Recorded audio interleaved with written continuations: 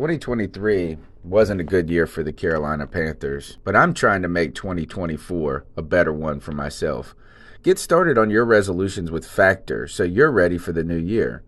Factor's ready-to-eat meal delivery takes the stress out of meal planning and sets you up for success in the new year. Skip the grocery stores, prep work, and cooking fatigue. Instead, get chef-crafted, dietitian-approved meals delivered right to your door.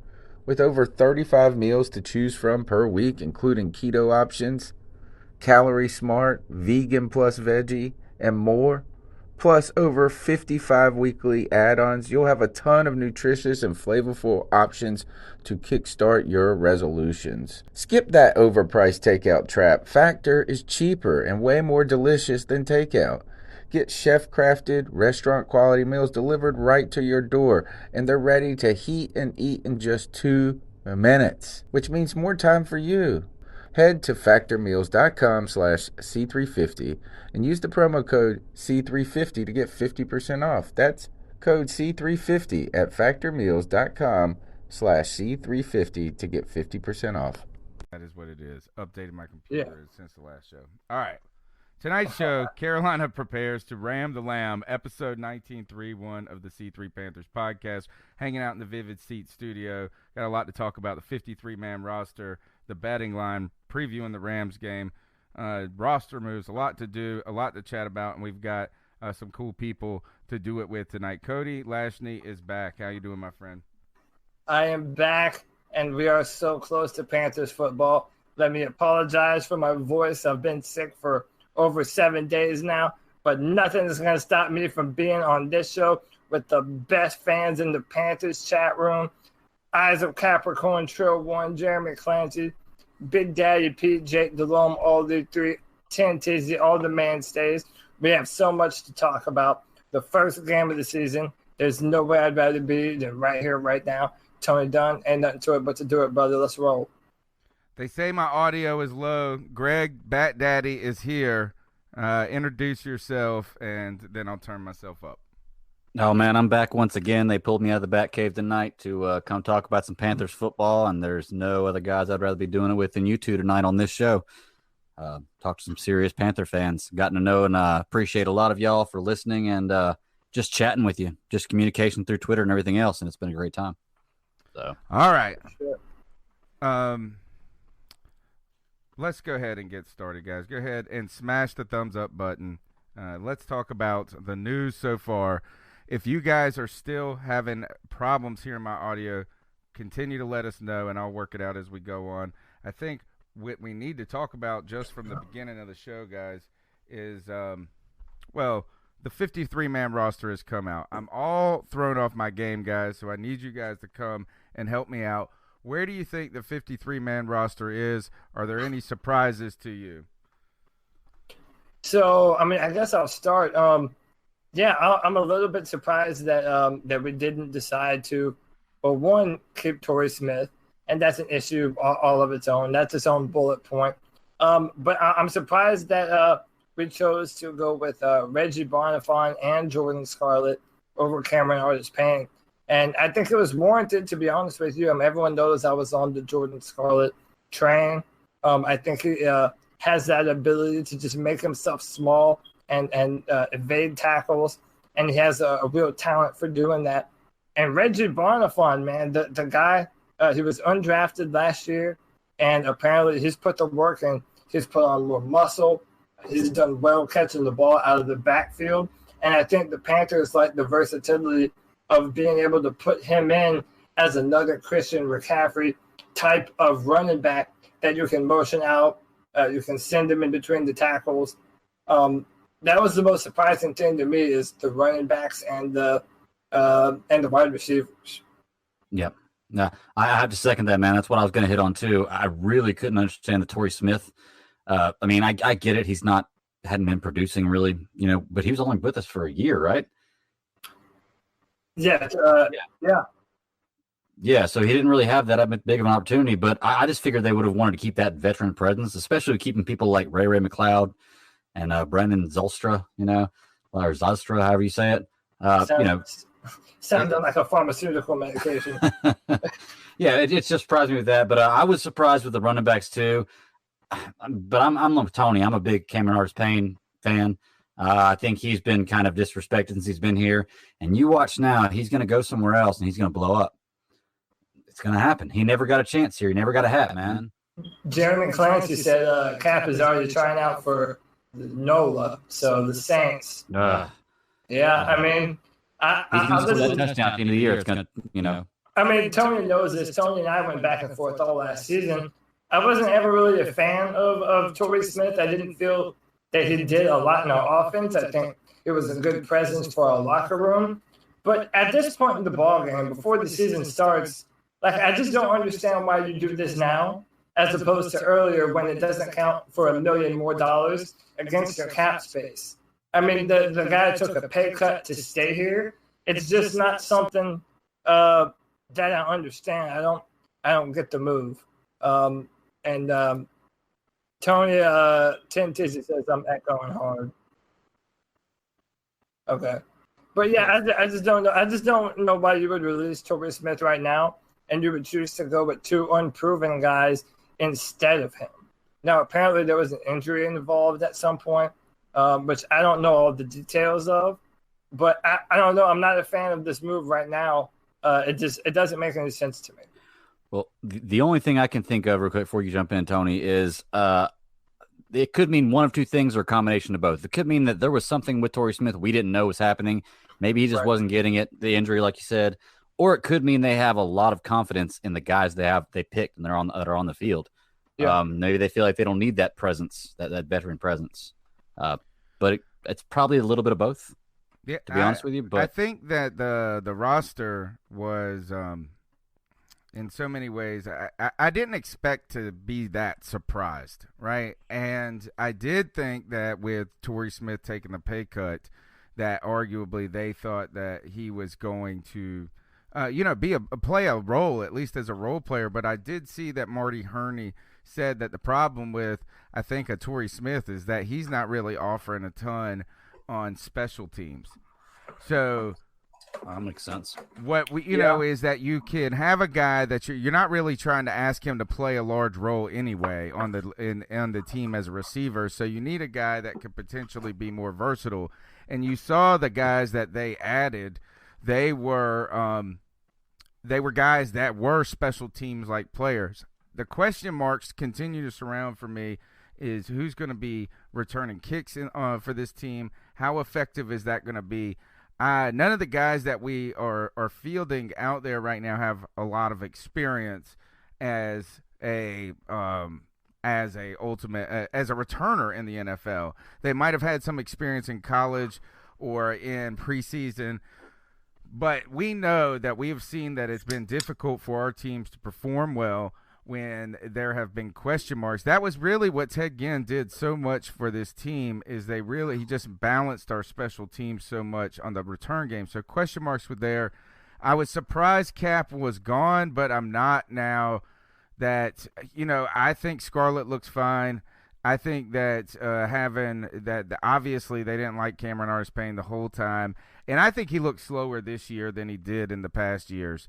Where, so it's finally, it's kind of keeping up with them. I was surprised that they did not keep a more veteran presence there in case something happened. They're not concerned about Christian McCaffrey, though, with this with this team. I think the storylines for the 53-man roster are simply Torrey Smith released, and we don't know what's going on at punt returner or kickoff return, and most importantly, the kicking thing, this whole mysterious Graham Gano incident. It's bizarre. What the heck is going on with Graham Gano and the Panthers now with a new kicker, guys? So I think we have a Tanya Harding incident. I think Joey Slye, Slye Cooper, as I'm going to affectionately call him, took a hammer or something to Graham Gano's foot sometime in the offseason. I'm calling it, man. Because it seems like such a perfectly timed coup for Joey Slye just to sneak on in there. And then, have the preseason performance that he did. Say what you want about him. We don't know a whole lot. I know that he was with two other teams before he was with us. But, man, the dude has been money. He hit a 59-yard field goal, and it still had room to go further. I mean, listen, let's talk about the dumb luck that you have to, one, have had Graham Gano and Harrison Butker, who is now a stud for the Kansas City Chiefs. But now we're in another situation where Graham Gano can't kick, and we just so happen to have another baller of a kicker on the roster underneath him.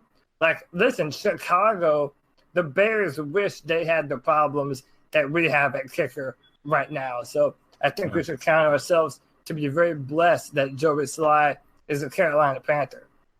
Well, you know, what's funny about the whole kicking situation is I know I spoke last week about the special teams, and I don't remember Carolina ever having a great special teams. Like, it's never – but we've always had a pretty decent kicker.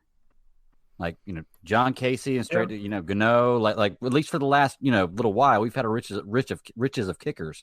And they've all been pretty well. We could have gotten rid of Gano and gone with Harrison Butker, and I would have been fine with that. Me too. But we didn't. And, you know, he went to a different team, and now he's, you know, making tons of field goals for them, which is fine.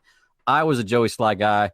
You know, I was ready to get rid of Gano. Not that anything against the guy at all, but, you know, Slye impressed me so much. You know, I posted that as soon as they put the 53-man roster up there, that Slye was our guy. Got a lot of people really like that, which is cool. All right, let me tell you this: the whole situation is crazy and weird. All right, first, Graham Gano is our guy. He's our guy that they really seemingly reinvested in him. It seemed like this past year, like we got past our concerns with him a little bit. It seems like for a little while last year. I don't know. They seem to be headstrong that he was going to be the kicker. Then you're talking about him not kicking in training camp. Like you said, this Tanya Harding, where is this knee injury coming from? They're not worried about it. There's no kicking competition. And then comes onto the scene this giant beast of a man that looks like he's trying to walk on the team as a linebacker. He's out there. I think Graham Gano might be scared to come back and kick with that guy right there. They said Rivera, or he told Rivera that he could hit from 70. That one he kicked last week probably could hit from 70. Yeah, I believe him. I damn sure believe him. I'm telling you, man, there's a conspiracy afoot.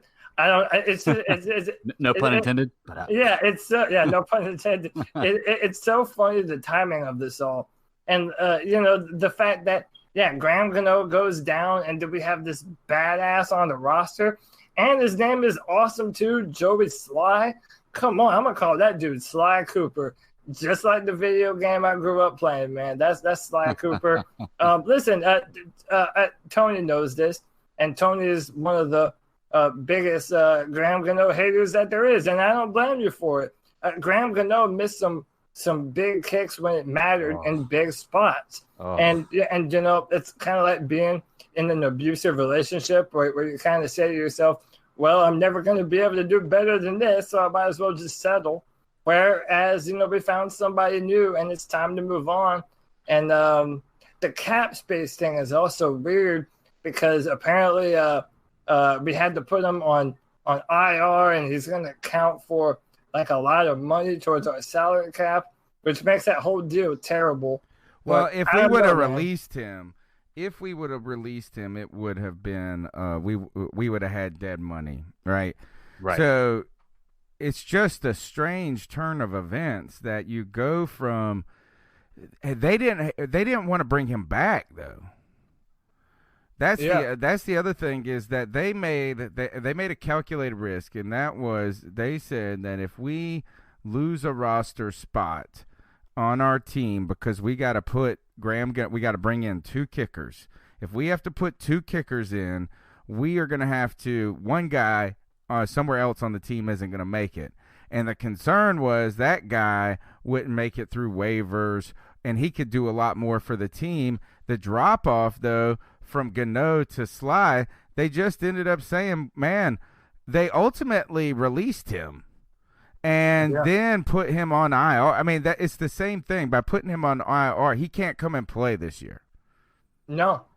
And Tony, you know what this reminds me of? You know how we always say how Andrew Norwell would have never gotten a chance here in Carolina if Amini Silatolu didn't get hurt first. And that's another scenario of the injury guys coming in and doing a better job making decisions than Ron Rivera would have. Like, I honestly wonder if Graham Gano, let's say Slye is the better kicker of the two, and Graham Gano is healthy and still on the team, does Ron Rivera go with Graham Gano just because he's the safer bet that's been on the team the whole time? No, Ron Rivera doesn't like him. What you were saying there, Cody, with the only about the injury, and that's the only reason you got the position. Yeah, that happens a ton in the NFL. We find a lot of great players that way. I mean, look at Tom Brady. Yeah, Drew Brees doesn't get injured that year. Do you think Tom Brady is what he is now? No, not at all. And I just think it's crazy. And I just think that Tony and I talk about it because it seems as though there have been a few situations where that's happened for Ron Rivera, where he's been forced to play a better player only because the player that he wanted to play was hurt or injured. And it just seems to be like an ongoing thing with Riverboat Ron. So I don't know. The heavens have smiled upon us. That's for sure. Yeah, especially if the guy can like make a tackle on a dude at some point in the season for the picture alone, right, or the GIF alone, that would be fantastic. Well, I'm listening here looking at Joey Slye right now, just sitting here talking about him. He's only 23 years old, guys. Like, that means he could be our kicker for the next 20 years, the way it works out in the NFL now. And as long as he doesn't kick a kickoff out of bounds in the Super Bowl, I'm cool with it. Yeah, right. True that. True that. So, I hear you on that one. All right, so years old is a good age. Any other things? I guess the other news other than the 53-man. So the 53-man roster has been boring to me this year, and that's been a fantastic thing. Isn't it good that it's boring because you know the guys that you want to make the team? Yeah. I think that, we continue. I mean, I think we know where we are as a team. I think our defensive line is going to be a giant strength. I think that our offensive line, let's momentarily talk about, after you see some of the guys that played last week, what has been before we move on to previewing the game or cat calls, what was your overall feeling about the team now that the preseason has come to a close? We had so much optimism just a few weeks back. We had that rough stretch, games 2, the scare in game 3, continued to be just awfulness game 4, essentially. It kind of dampened our spirits a little bit, but now that we're kicking off next week, where are you guys? I got to tell you, I am nervous as all get out. Because I feel like we have a chance, I'm nervous as crap.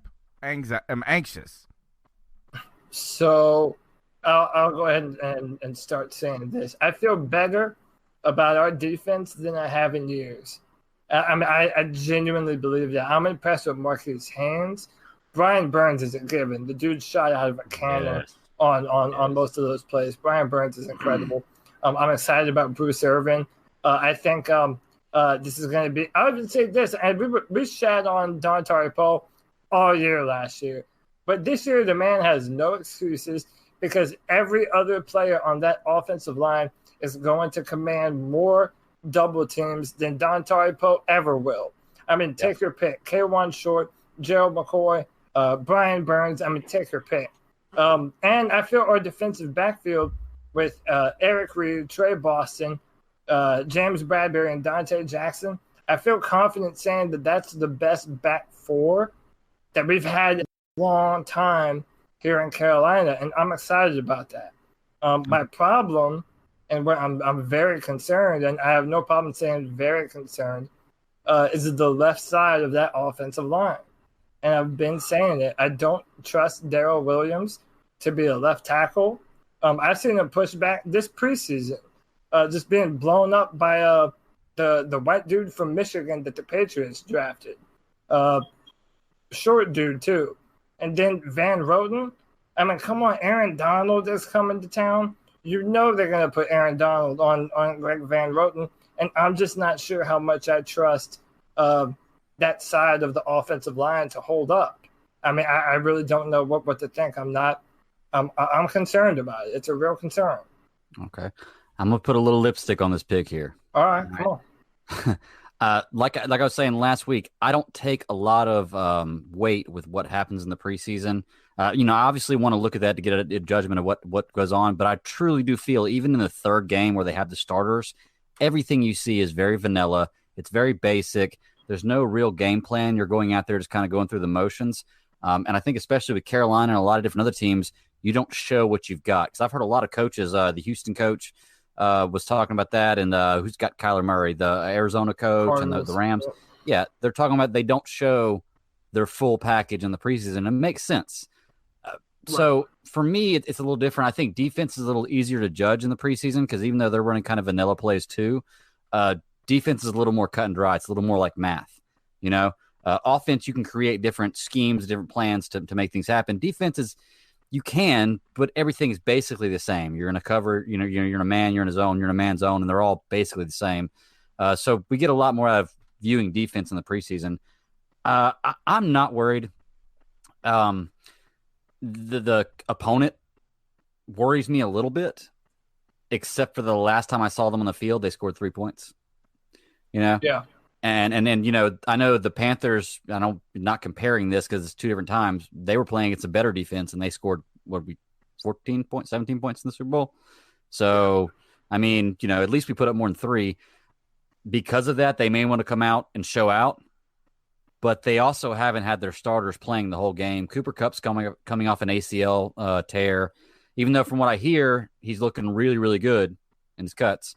But I'm not worried. It's week 1, and if you're going to lose one, you want to lose it early, I feel. Like week 1's a nice punch in the mouth to take, other than like 6 or 7, in my opinion. So all right, so where I'm at here, though, guys, at first I agree with actually both of you, right? You both raise points. There's things to be optimistic about. There's things to be kind of anxious about. Those are the same things we're always anxious about, too, is offensive line, how an offensive line can do injuries, these types of things. But I do think that Greg is right on this, is that the preseason, I'm not concerned that it was indicative of what this team truly is, because I don't think you could do things to help the certain position groups. Because of the way we're calling the game, the offensive line, just everybody knows if it's a run, everybody knows if it's a pass. Right. It's just hard without your we didn't have all our talent on the field, nor did we have any of our tricks up our sleeve. And not tricks, but just like styles and things that you're going to do. So I'm not worried going forward. Now, our opponent with the Rams, we're going to be previewing this in just a moment.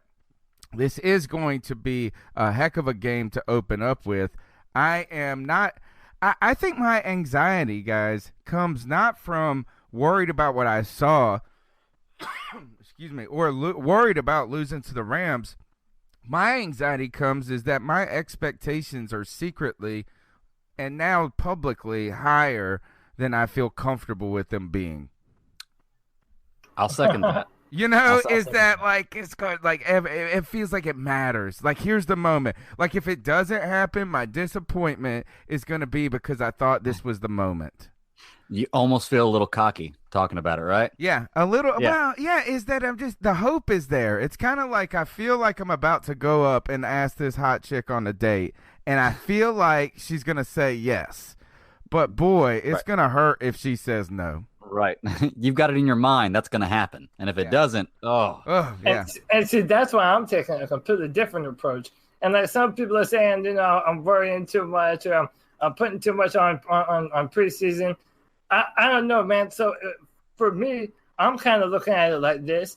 I'm trying not to have too many expectations. I'm trying to be reasonable, because a lot of times, listen, we're a Panthers podcast, so it's natural for us to be very big on the team and have high hopes for them.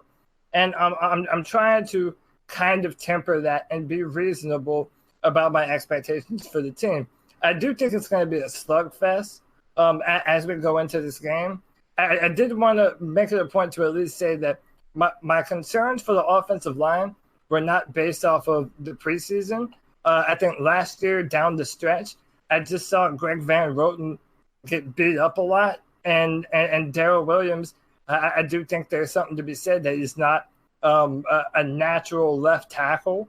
He's more of a right tackle than a left tackle. And Greg Little is in concussion protocol. So I'm not saying that it's going to be the end of our season, but I'm saying it is something that does concern me once we start to play the better defensive fronts. But I'm nervous, but at the same time, I'm quietly confident that we have a good team that we're going to be able to field and really be able to do something. Where I guess the news is that Cam is fine. Yeah. Okay. Superman. Yeah.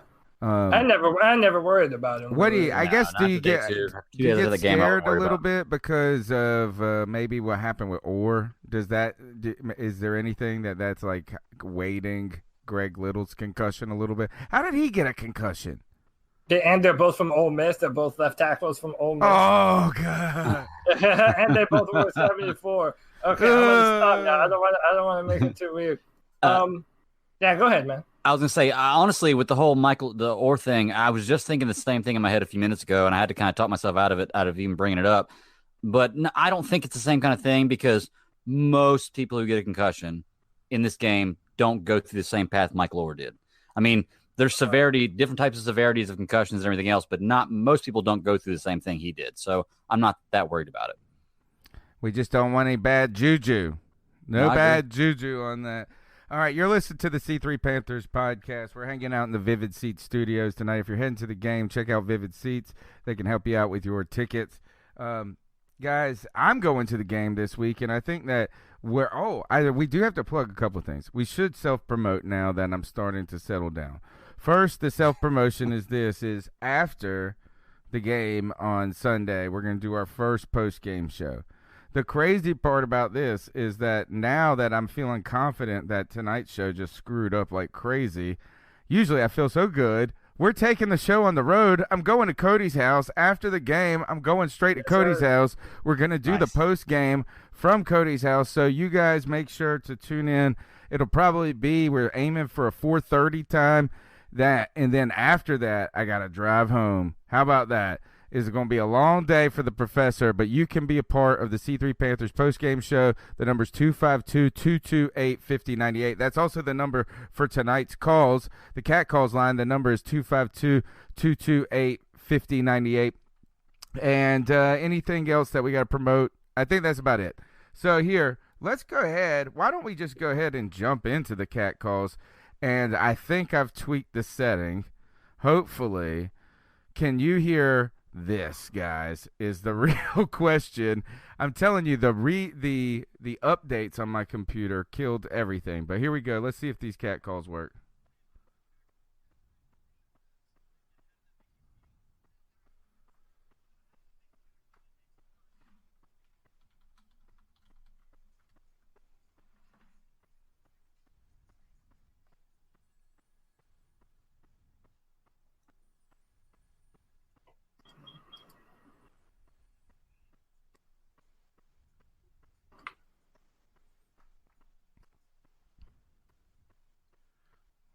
What's up, G? Yeah.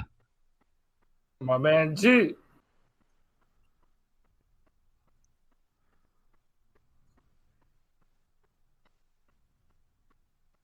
Appreciate you, man.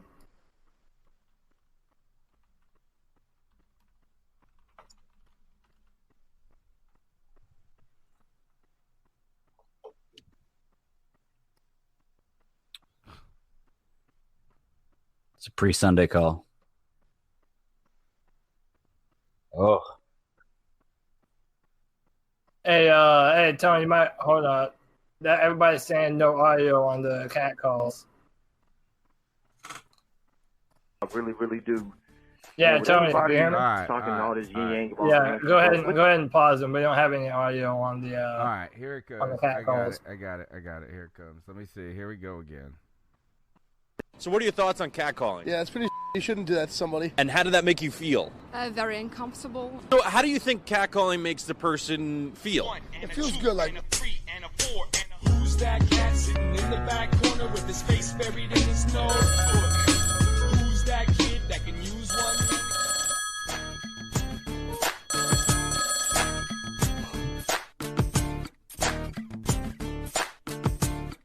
podcast. How y'all doing? It's G of RTA. I know it's been a while. My man, G. I called in, but Yep, they said it's good. Keep up the good work, and because you guys have the best show on the internet, in my opinion. Quick little thing I'm about to say before I let you guys go, because I know you guys are busy. I really do not see Cameron Artis Payne making the final cut. I really don't. I think that young dude, Jordan Scarlett from Florida, I think he's going to take over. I really do. And I don't think Holyfield's going to make it either, personally. I mean, Holyfield, he's a good running back. And my man called it. We have a good boatload of running backs, but I really think Scarlett, is ahead of all those dudes. So I really, really do. And with everybody talking all this yin-yang about Andrew Luck, let the dude retire, man. I mean, he did what he had to do. I still have something against him because y'all remember 2011. Yep. I personally thought he was going to come to the Carolinas. I really did, but he stayed in, another year in school, and he graduated, which is good and everything. But I don't really hold that against him, But people need to stop comparing Luck, saying Luck is better than Cam Newton because he's not. Look at the records. Cam Newton is ahead of Andrew Luck. But I can say this, though, and you guys can laugh at me, you can agree with me or disagree. If he does come back, which I seriously doubt he does, but if he comes back, I would take him as a backup. I really would. Keep pounding. Yeah. All right, you guys go ahead and respond. Quick response to G's call. Well, I'll say this. My man called it. He called Cap not making a roster. G called Holyfield not making the roster, even though he did make the practice squad. And he agrees with me that Jordan Scarlett is going to be something special, man. And listen, people that follow me on Twitter that know me know how I feel about Andrew Luck. I like him as a player, but it just seems like I shit on him a lot because I'm always having to compare him and defend him against Cam Newton. Cam has clearly had the better career. But that being said, the NFL is a little worse off because it just lost a great franchise quarterback. I mean, I don't wish him anything bad. It sucks that he's not playing no more. And it makes the game that we play against the Colts a lot less fun. But the man did what he had to do for him and his family, so I support it. It was going to be satisfying to see Cam beat Luck. Hell yeah, it was. Well, I've already seen it once. I went to that game. Actually, Kyler Ren's holding up my my banner there from that game. Nice. Colts Panthers game. So here's my thing with that is I agree with him. Everybody needs to just drop this Andrew Luck thing, man. He's gone. Let him do his thing. He's not going to bother you anymore, I promise. But it's very hard to compare players because I'm a true believer that it's the situation you fall into. Like, can you imagine Cam Newton behind the Dallas Cowboys offensive line? Oh, or Christian McCaffrey behind there's a reason why every running back for the Dallas Cowboys is a great running back or has a decent years because they have a great line. Right. And the situation you fall into changes how what you end up doing. Look at Nick Foles. Same kind of thing. He was a journeyman when he's the backup for Philly and Philly was the right position for him.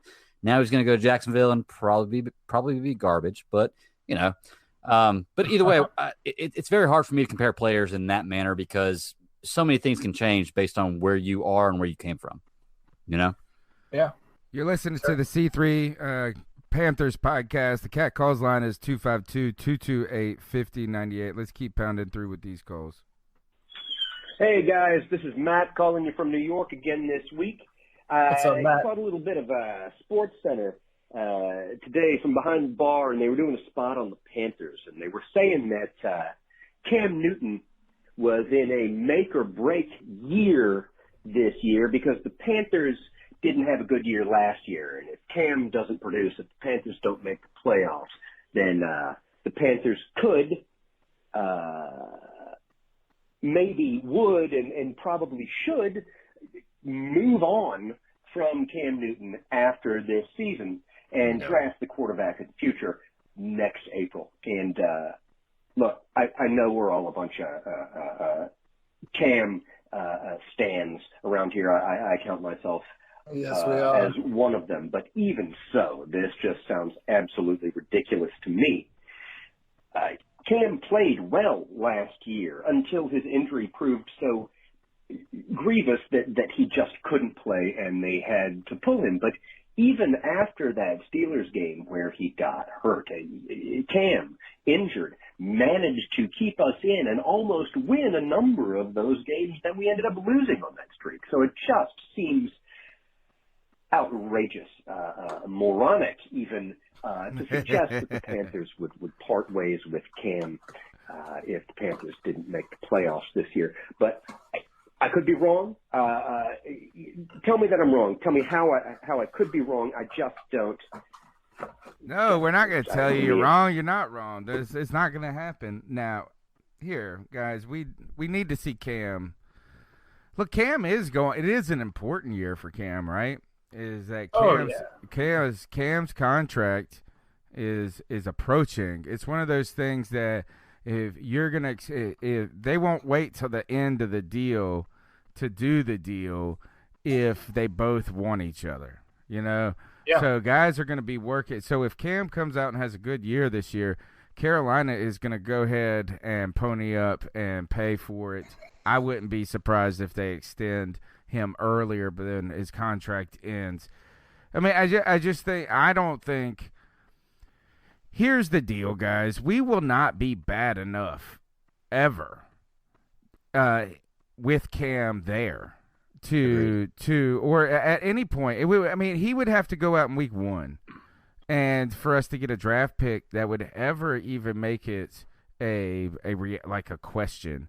And even then, if you look at these guys, they're nobodies. I mean, look, imagine if we could have picked Kyler Murray this year. Say we had the number 1 draft pick, and and it was 2 years later. Say Cam has another year where he's hurt, and you're like actually starting to think maybe it's time. No, like Cam would have to be like in a wheelchair for me to want him over somebody else over him. So I think that there's not. I do think it's an important year. I think the importance though probably falls more on Rivera and Marty Herney this year to see how long that we're going to stick with them than Cam. I don't think Cam is in any danger in the near future or ever with the Carolina Panthers. So I'll say 2 things and I'll try and be quick about it. And this is relevant to what we're talking about. It's being reported right now that Jared Goff has signed a 4-year extension with the LA Rams. This is real news. This is all happening right now. I was reading it before we went live on the show. And what that means is now they're paying quarterback money, which is what we've been doing. Cam Newton has 2 more years on his contract. And then basically we have to decide whether or not we're going to pay Cam Newton the richest contract in the history of the NFL. And at the end of the day, everyone has to remember that this is a business. No one is a bigger Cam Newton fan than me. And in fact, this is what I'm predicting. I'm predicting that they're going to try and get ahead of that curve, that this season, if Cam Newton balls out and does his thing and plays to the level that we know he can play, once he has the pieces around him, and now it finally seems as though he does, they're going to pay Cam Newton probably at the end of this year to put him ahead of the Patrick Mahomes contract that's going to come, Deshaun Watson. All the guys are getting paid more and more and more and more.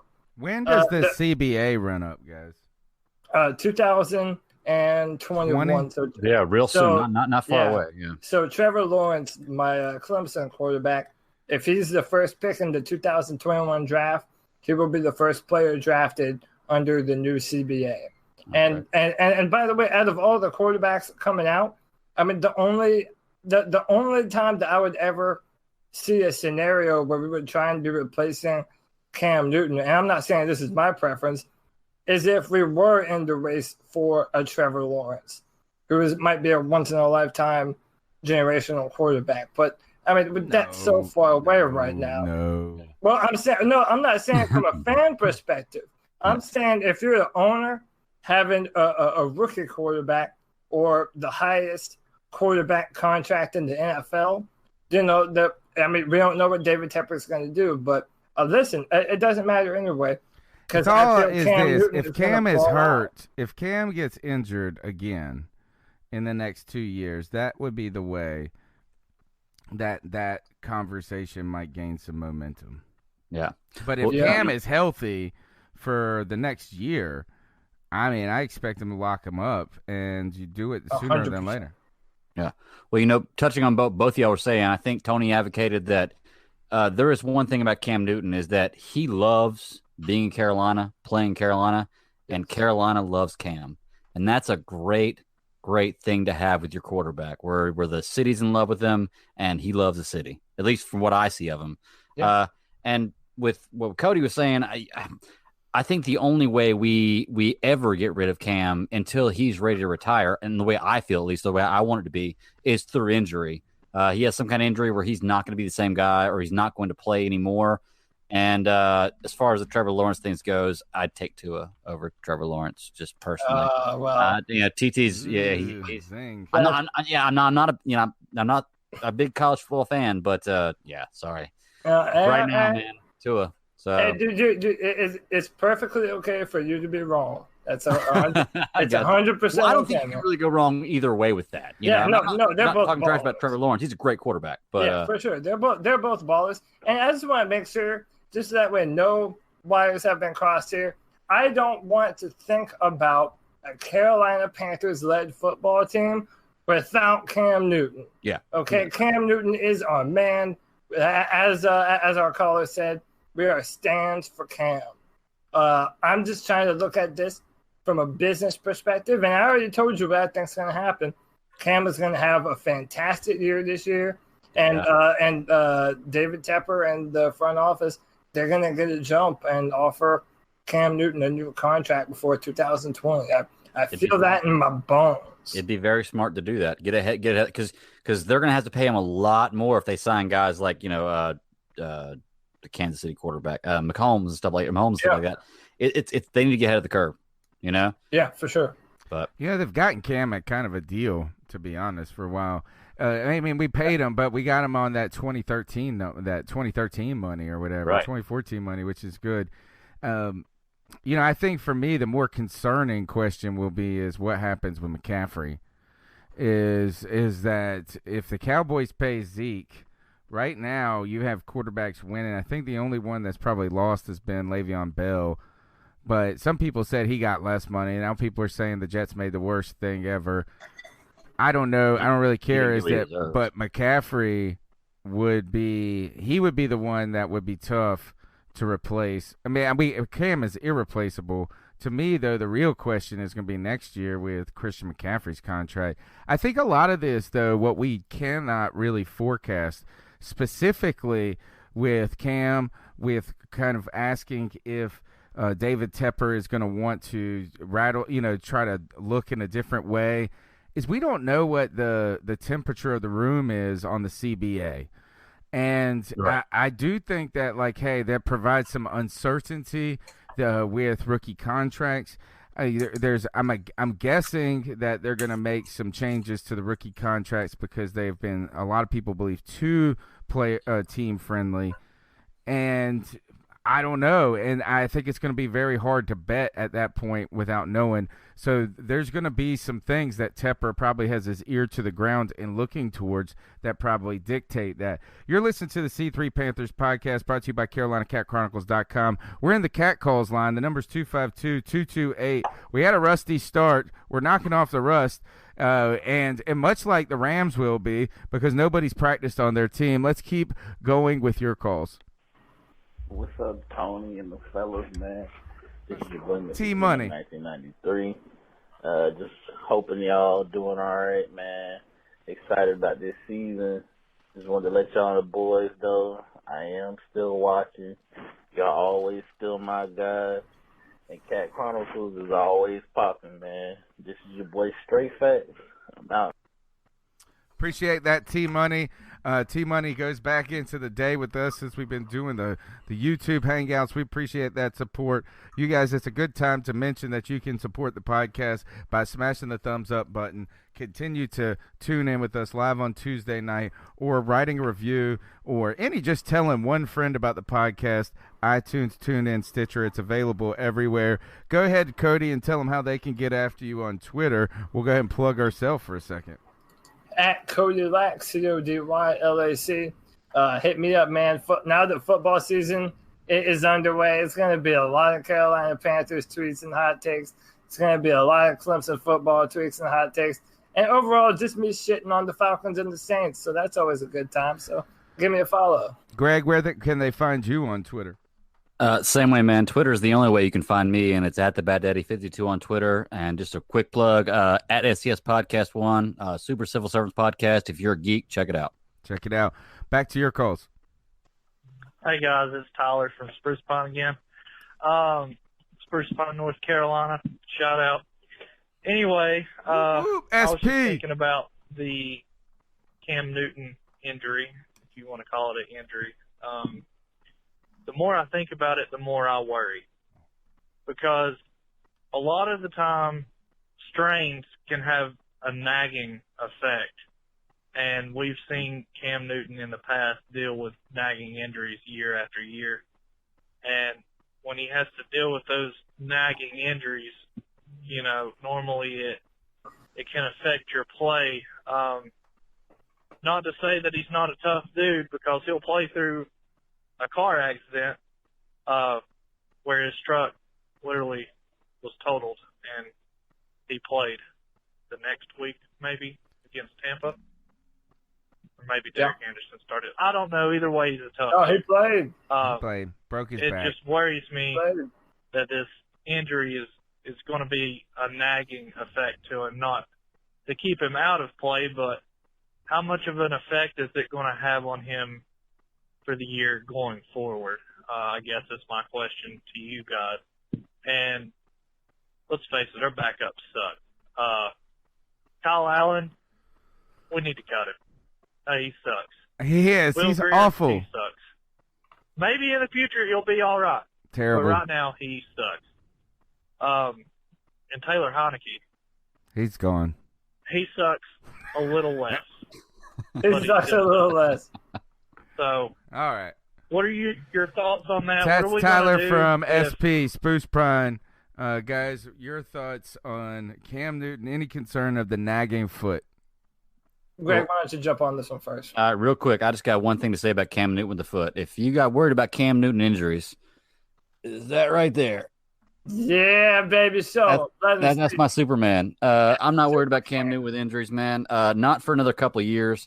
He's done a really good job recovering. You got to think about it. He had the same kind of shoulder surgery that Andrew Luck did, and you know he came back in a lot less time. I know he had to have it tweaked again, but it's because he got hit. I mean, it wasn't because he was, throwing motions or going through the motions with everything. I'm not worried about Cam. He's a monster. He's bigger than 90% of the NFL. So that eventually is going to run out, and he's getting to that point very soon. But as far as this injury goes, he was throwing the ball 2 days later or 3 days later in practice. And it's been, a week and a half, almost 2 weeks since then. So I'm not too worried about it. We still got 5 days till actual real football. And so Cam Newton's injury doesn't bother me, at least the one he had before. Now, he goes down, breaks a leg, breaks an arm. It's a little different. But this injury, I'm not too worried about it.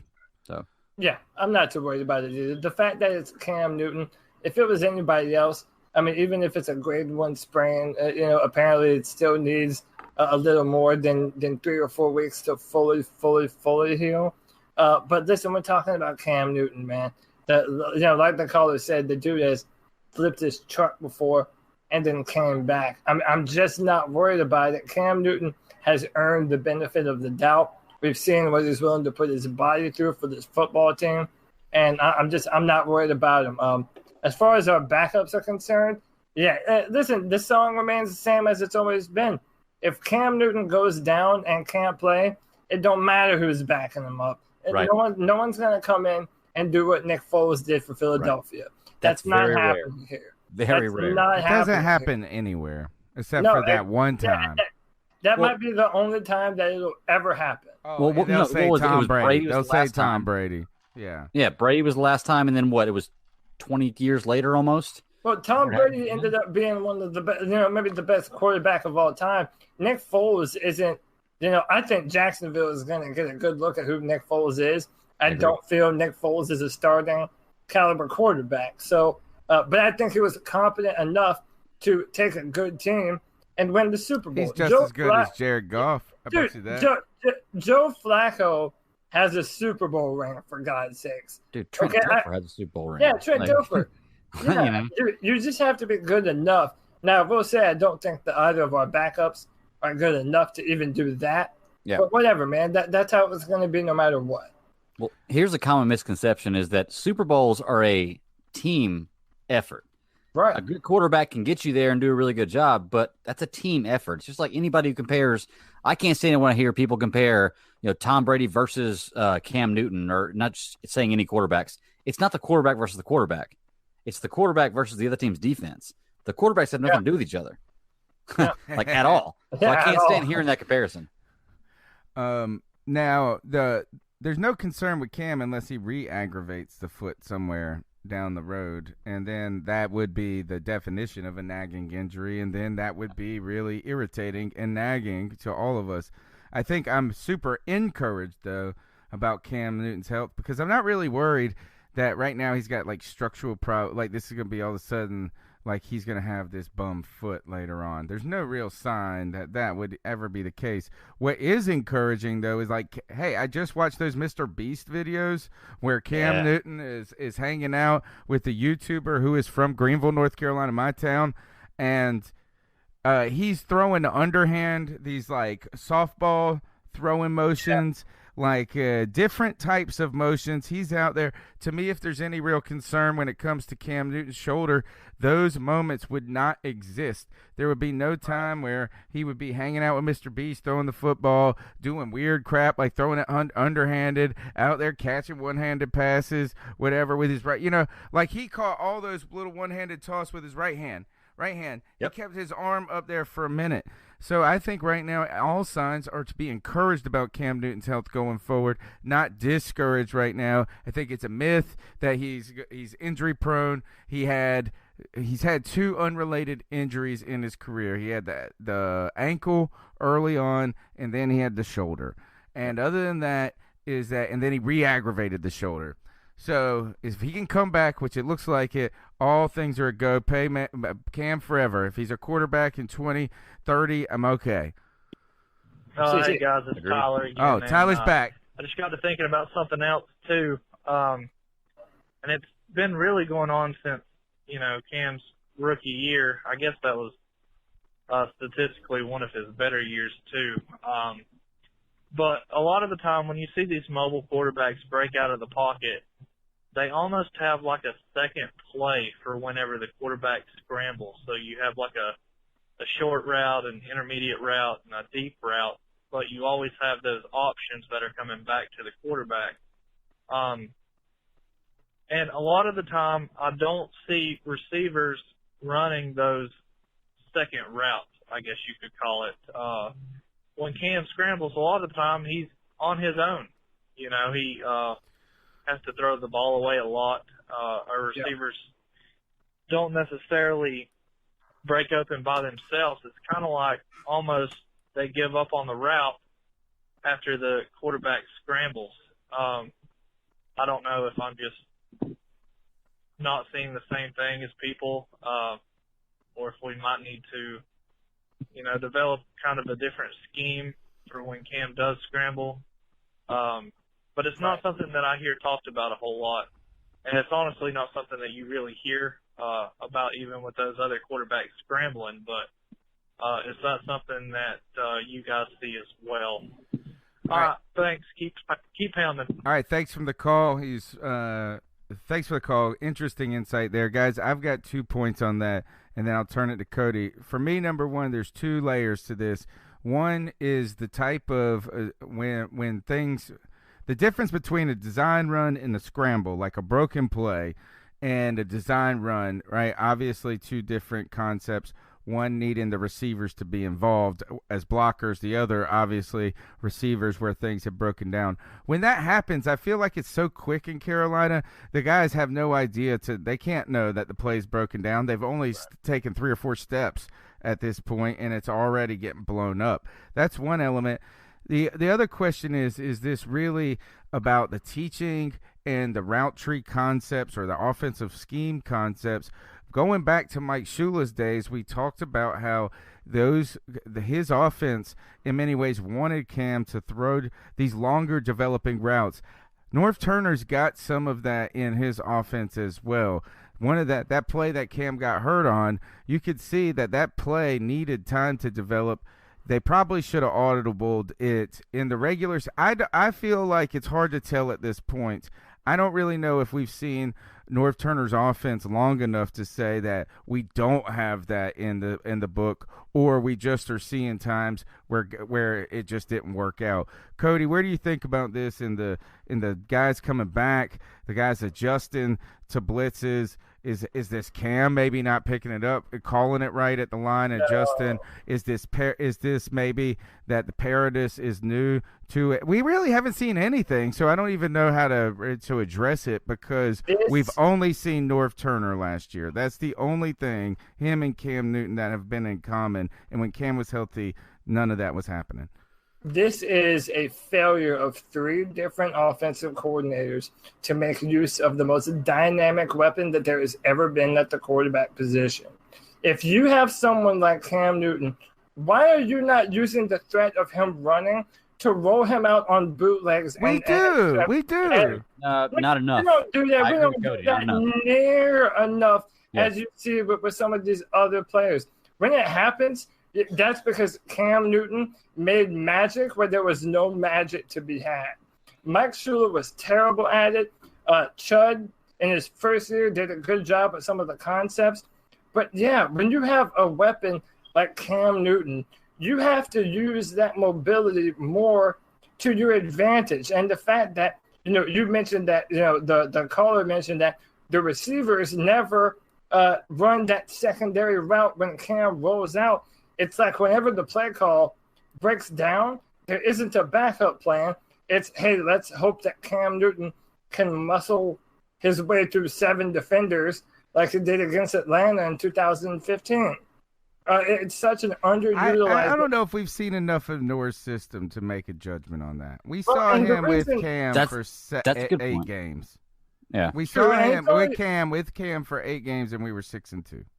It's only been 1 season, and what I think the main component is Cam Newton doesn't have to have those things in order to be successful.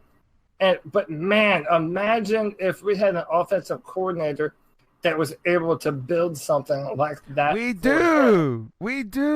But that North Turner's been around forever. That's not.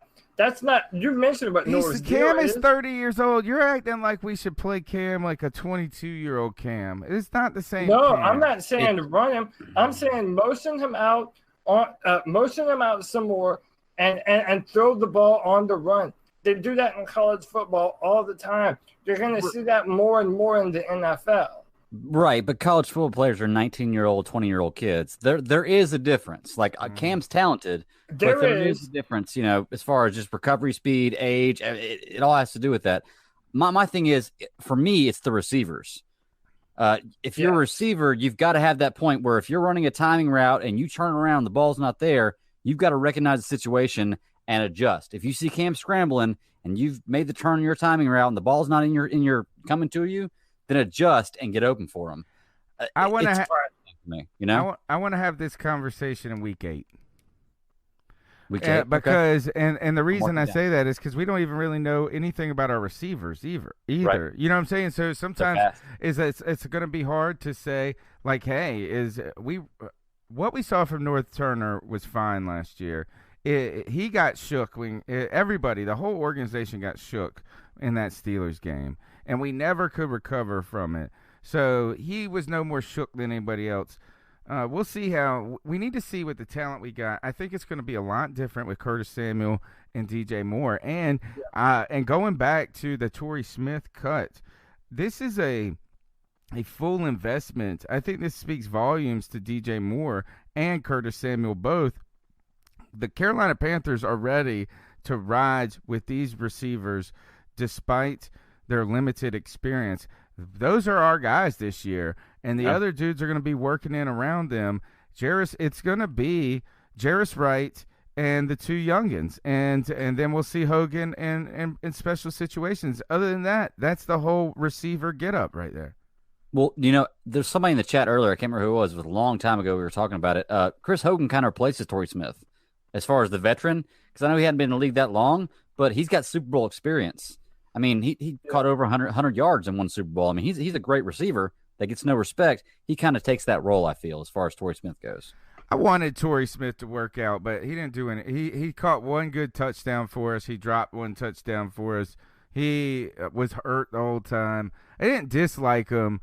I did think everybody dogged us as it being the worst move in the history when we got him for $5 million. But he didn't do it. It didn't work out for us for sure. Let's keep going with these calls. The number's 252-228-5098. Hey, fellas. This is Anthony from California. What's up, Anthony? So I started – I have two questions. The first one's going to be kind of silly, but I'm from California, and I might have said that before. But anyways, we're going to move forward here. I finally started streaming, like, Panthers football with the local broadcast, and I can't stand the fact that the scoreboard and the timer is, like, on the top of the TV. Like, are you guys used to that since you guys live out there, or do you guys hate it too? Because I think if we get enough retweets on Twitter, we can make that a thing. Where is it at for you? Second question. The bottom? We're seeing with Ron Rivera, like, he's a defensive-minded coach, and we're not necessarily – well, like, I guess we'll see this year, but, you know, the defense isn't really – like, hasn't really been up to par really since the Super Bowl season in 2015. And I'm wondering if he's just – I don't think he's a bad coach, but I think he could just be with the wrong personnel. Do you think that we would be better off switching to a more offensive-minded coach, as it kind of looks like that's the way the league's turning? Thanks, fellas. Always appreciate you guys taking these calls, and looking forward to tuning in. Bye. Go ahead and start us off, Cody. So I've been wanting to do this for a good little while now. A good offensive-minded head coach, and like I said, and we might disagree, but I feel that Cam Newton, especially under Mike Shula, had been really underserviced for such a long time, and I think that there are people that are better suited to get the most out of Cam Newton that are still out there. Now, I'm not shitting on North Turner. Like I said, I'm hoping for the best, and I genuinely feel Cam's going to ball out this year. But, yeah, man, if the wheels fall off this year and Ron Rivera's out the door, I want an offensive-minded head coach, someone that knows how to do some different things on offense that we haven't done here in Carolina in a long time. That being said, I do think that the switch to the 3-4 is I give Ron Rivera all the credit in the world for that, because I look at the personnel that we have and the people that we drafted and signed in free agency, and we look explosive, man, and dangerous on defense. So I would like that if it happens, that we move on from Ron. I would love an offensive-minded head coach, but I don't know. We'll see what happens. Greg? Two things to that. Me personally, I have to disagree with you on that. I want to keep a defensive-minded head coach for two reasons. One, because a defense can score and stop a score. An offense can't do that. So you have an advantage already with a defense where you can put points on the board and stop the other team from scoring points. So for me personally, defense is always going to be the number one thing. Two, you go back and look at any kind of championship. If you've got a great offense against a great defense, it doesn't always happen, but most of the time, the great defense wins. Now, there are times where you have a Super Bowl or a championship game where there are two great offenses, and it's usually like a 35 to 42 point game. That's a no defense game. But you put any kind of a great defense against a great offense, generally the great defense is going to win, and I'll take those numbers. I mean, look at last year. The Rams were a great offense. They went up against a pretty good defense in New England, and you saw what happened, 3 points. Yeah, and I think that's a lot of people think if you have a head coach that's of one mind or another, that you have, if he's an offensive-minded head coach, then the defense isn't going to be very important. But also look at Sean McVay. The Rams had a great defense also, and they held the Patriots to 13 points. It's all about the coaches and the personnel that you hire and the philosophy. But Bill Belichick is a defensive coach. No, but who's the Rams' defensive coach? Wade Phillips. It was Phillips. Greg. Yeah, well, so Wade Phillips, and then Wade Phillips. And he was a awesome. He's amazing. So when you look at it like that, I mean, yeah, you have a great offensive mind with whoever the Rams head coach is, McVay, but you also have an amazing defensive coach too. So that kind of doesn't apply there, I don't feel. Well, I think that defensive coach could be a head coach. Here is it. We're getting off the track on this, off the rails, because one, we're all in with Ron Rivera after we saw the Amazon series. Is right now we're all in with Ron Rivera until we're not, and that is if Ron Rivera has a losing season, it's going to be the end of him and Marty Herney. One more losing season, they're gonna bring something out different. I don't really care if it's offensive minded or defensive minded. I want a guy who is capable, right? A guy who is good at whatever they do, particularly managing a team. And I think that's the harder part here. I don't think that I would rather have savants as coordinators and somebody who is kind of grizzled as a head coach. Now, I don't think that means I want a guy who has to be a retread in the league. I think Sean McVay has a certain toughness to him when he speaks a little bit that is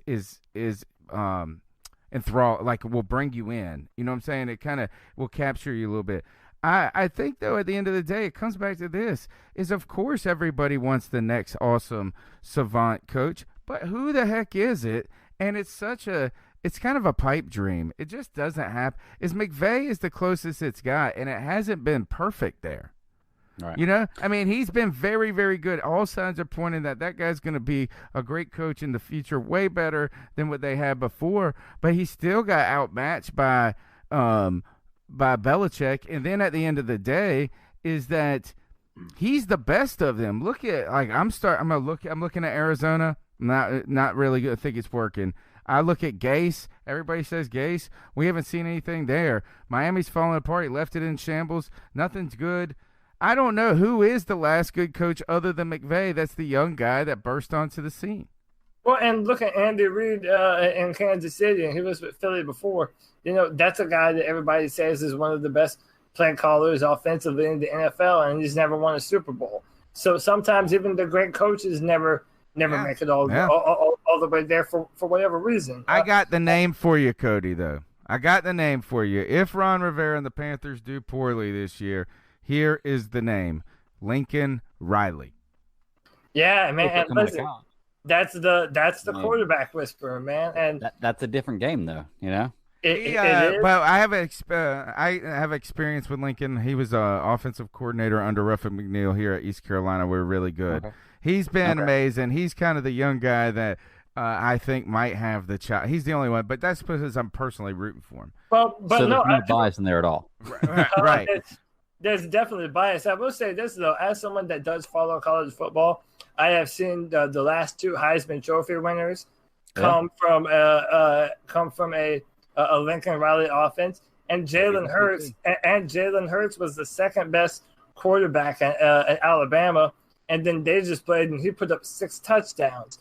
I mean, they call the guy the quarterback whisperer. So and I think and I'll end it with this: is I want a coach that's going to be able to utilize the generational talent that is Cam Newton. That's all I want, because Cam Newton you missed the boat, brother. You missed the boat. Is now at this point. There's no damn boat. We can for that point. No, is that now it doesn't. Is that I don't think there's going to be some crazy evolution. That it's going to be some. I don't think it's a magic potion now. I think now we know how to use Cam. Man, we got all we need. Norv is wonderful. Rivera said, "Go punch him in the fucking mouth, man." Well, fuck those guys.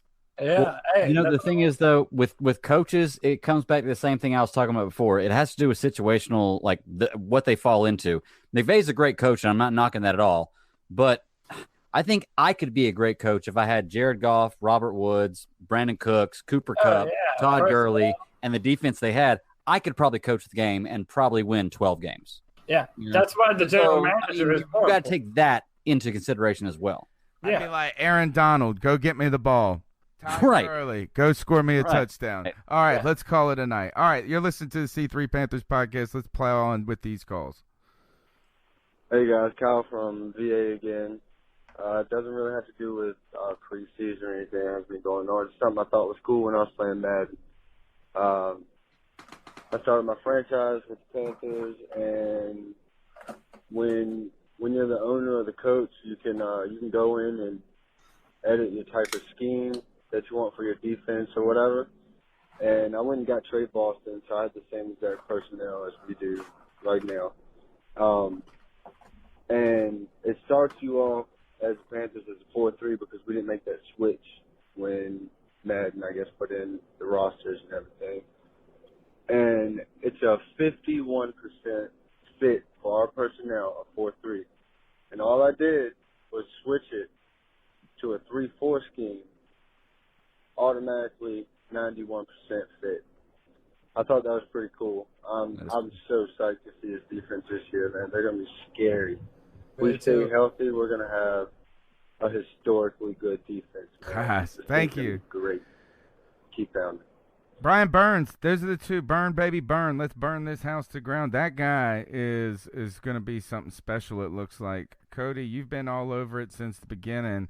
But in thinking of this defense without Brian Burns, I wasn't even expecting Brian Burns to be a contributor, really. Not saying I didn't think he would contribute, but I just generally don't count on rookie defensive ends doing much in that far. I was so excited about McCoy. I was so excited about changing this over, getting some of the other guys too, some reps. We're getting Bruce Irvin, Marquise Haynes, the guys that I thought, and then I thought Brian Burns was the gravy on the top, but he might be the damn dessert himself. Listen, man, I don't mean to toot my own horn, but let me toot my own horn. I was on this very podcast breaking down players before the draft even happened, and I told y'all about Brian Burns right here. And, there are guys like Bradley Chubb that come in, and then they'll get 12 sacks in their first season. It's all about having the eye for talent, and Brian Burns has that, man, and he hasn't even filled into his frame yet. You're talking about a guy that can get bigger, he can get faster, and he has that 6'5" frame that you just covet in that edge rushing position. I mean, we have him as an outside linebacker, but I guarantee you, man, he can use his range to such an advantage. He can put his hand in the dirt. I've seen him do it effectively too many times. Brian Burns is the man. He's Spider-Man, just like Jake Delhomme says. He already fits with the superhero thing that we have going on here. I'm so pumped. I think that Brian Burns is going to do so much for this football team this season that people aren't going to believe what kind of year that he has. Greg, did you know that Brian Burns gave all the other defensive linemen superhero names? I did not know that, but I'm going to look it up. Yeah, I think it was Gerald McCoy's Batman, right? Because that's his guy. Yeah. Brian Burns, Spider-Man. I think Mario Addison. Who was Mario Addison? And it might have been KK who was Thanos, because they said because his hands are messed up or something. He said Greg Olsen had to be Thor, right? But only the defensive line. You can go look it up. I heard some of it on WFNZ, but Greg, turning to you the call, the defensive shift clearly mattered. And since Cody was tooting his horn, Greg, I feel like I should toot my horn. What did I tell y'all? I told y'all we were going to a 3-4. Ask the caller, ask my man if there was a 4-4 option, a 3-4 option, or a hybrid. Was there a hybrid option? I bet you there won't. We are 3-4. Everywhere I've heard the players say, we're just getting used to the new defense, a lot to learn, new defense. They're calling it a new defense, Greg, and it's exciting. I agree, 100%, man. And I'm right with you on that. I can't wait to see what the new 3-4 looks like. And, piling on what Cody said, Brian Burns, man, I've been following the Panthers since day one. I'm also a huge Tar Heels fan. So for me, Julius Peppers is the man. Always really the man. Probably my favorite athlete ever, because I watched him play college basketball and football for my favorite college, then get drafted by my team. I get Julius Peppers vibes with Brian Burns, and I haven't had that in a long time. Now, you could have put Julius Peppers in his position where he was an outside linebacker, which he tried to do with the Packers way too late in his career, and he probably still would have been very good. But I get Julius Peppers vibes with Brian Burns, and it feels good. It's special. It feels like it's really all of a sudden it's like this guy just plays too, and he makes plays and he's everywhere. It was Tommy Doc Martin in the YouTube chat says Mario is the Joker. Okay, it fits his personality. He's kind of got that works. The joking vibe, the grins all the time. All right, you're listening to C3 Panthers podcast. Let's keep pounding through the calls. 3 more to go. C3 Josh from Mass. What's up, Josh? Tamer this week, and that fresh off of witnessing crime in person in front of me, like I was at Gillette a couple weeks ago. So we're on to week 1, huh? Good feeling.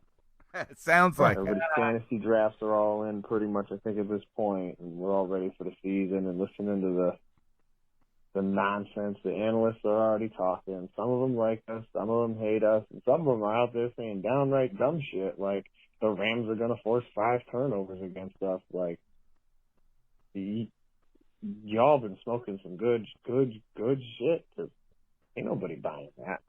Nobody buying that at all. I ain't buying it. I know Tony ain't buying it. I know Wes ain't buying it. I know Cody ain't buying it. I ain't know nobody on this podcast listening, watching, chatting believes none of that nonsense. No. Because it's the regular season. So that's it. No more vanilla offense. No more plain Jane defense. No nothing missing. This is it. From the jump, from the hit. Man, I can't wait to see it, especially because about this time next week I'm going to be packing my bags, getting ready to head down to the Queen City for Thursday night ass whooping and then sorry ass Tampa Bay Buccaneers. Man,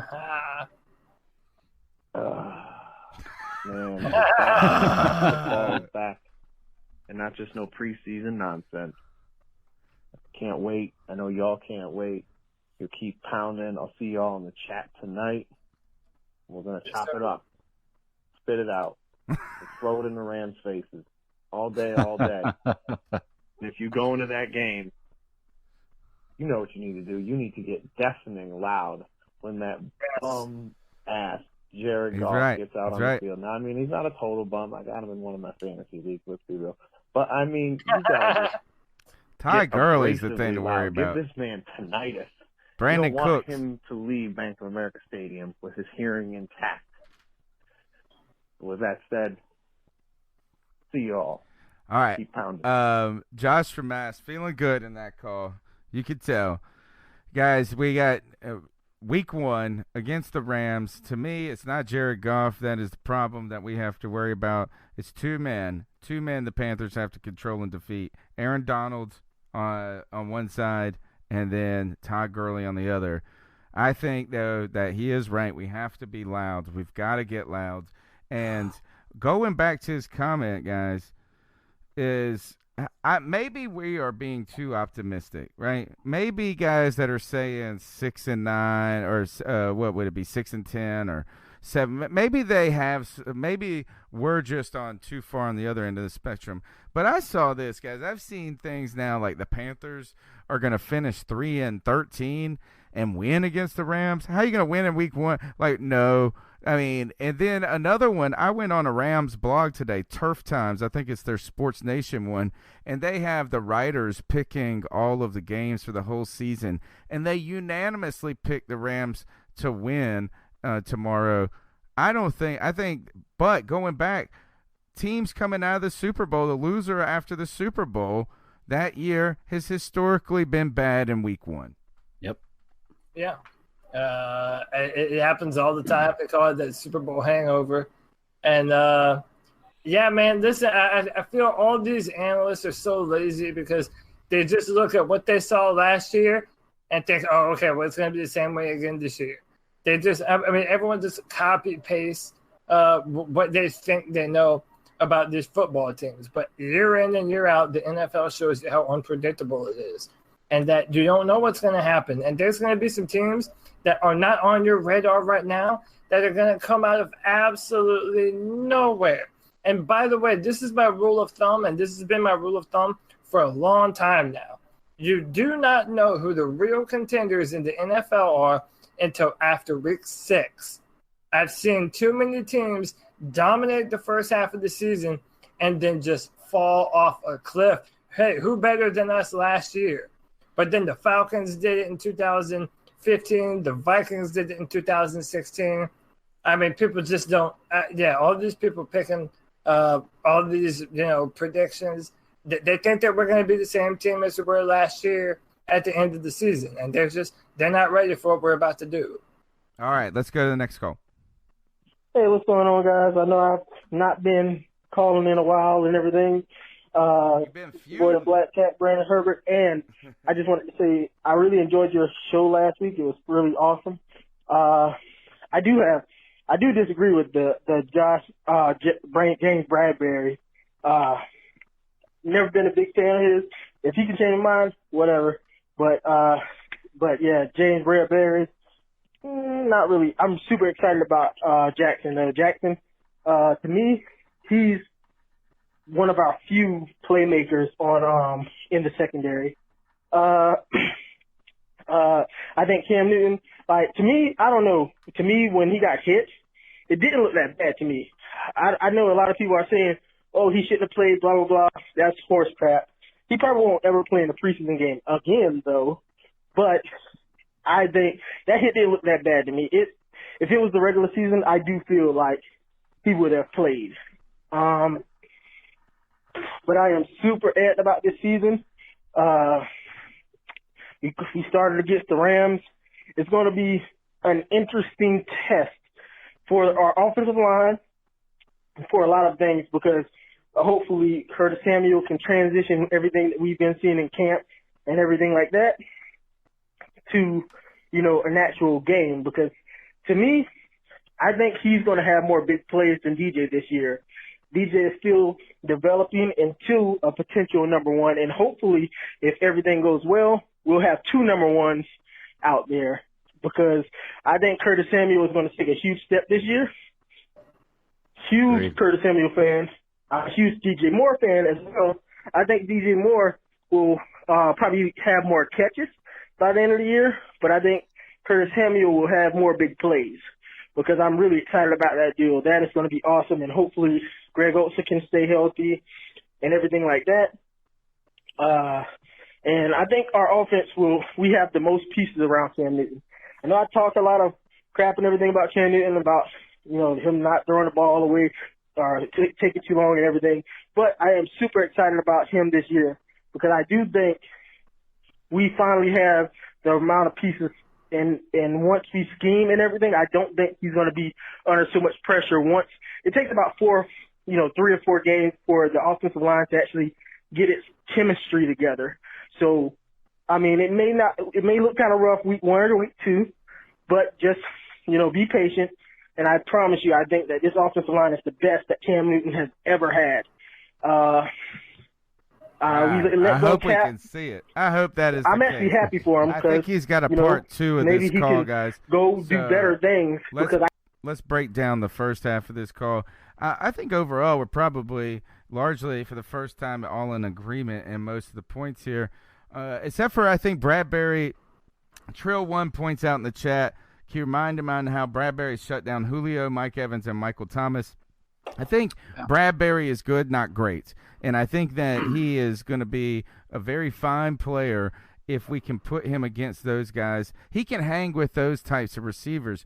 I think it's just nice having Dante on the other side, because we got to go against guys that got a little bit more, I get whatever it is, the shift, that what do they call it? The twitch, that quick twitch type stuff.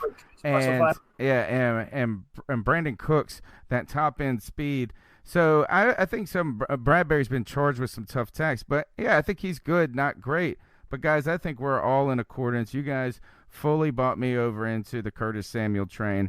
I've been drafting Curtis Samuel in every fantasy football draft, and I draft him 3 rounds before ADP tells me to. I get him in the 4th every time because I believe in it. I believe he's going to be a breakout number 1 receiver. I think he has long ball potential all season. I think he's going to have yards. I think he's going to have touchdowns. I think it's going to be an impressive thing to watch. I'm a believer. Guys, where do you guys stand after Herbert's part 1 call?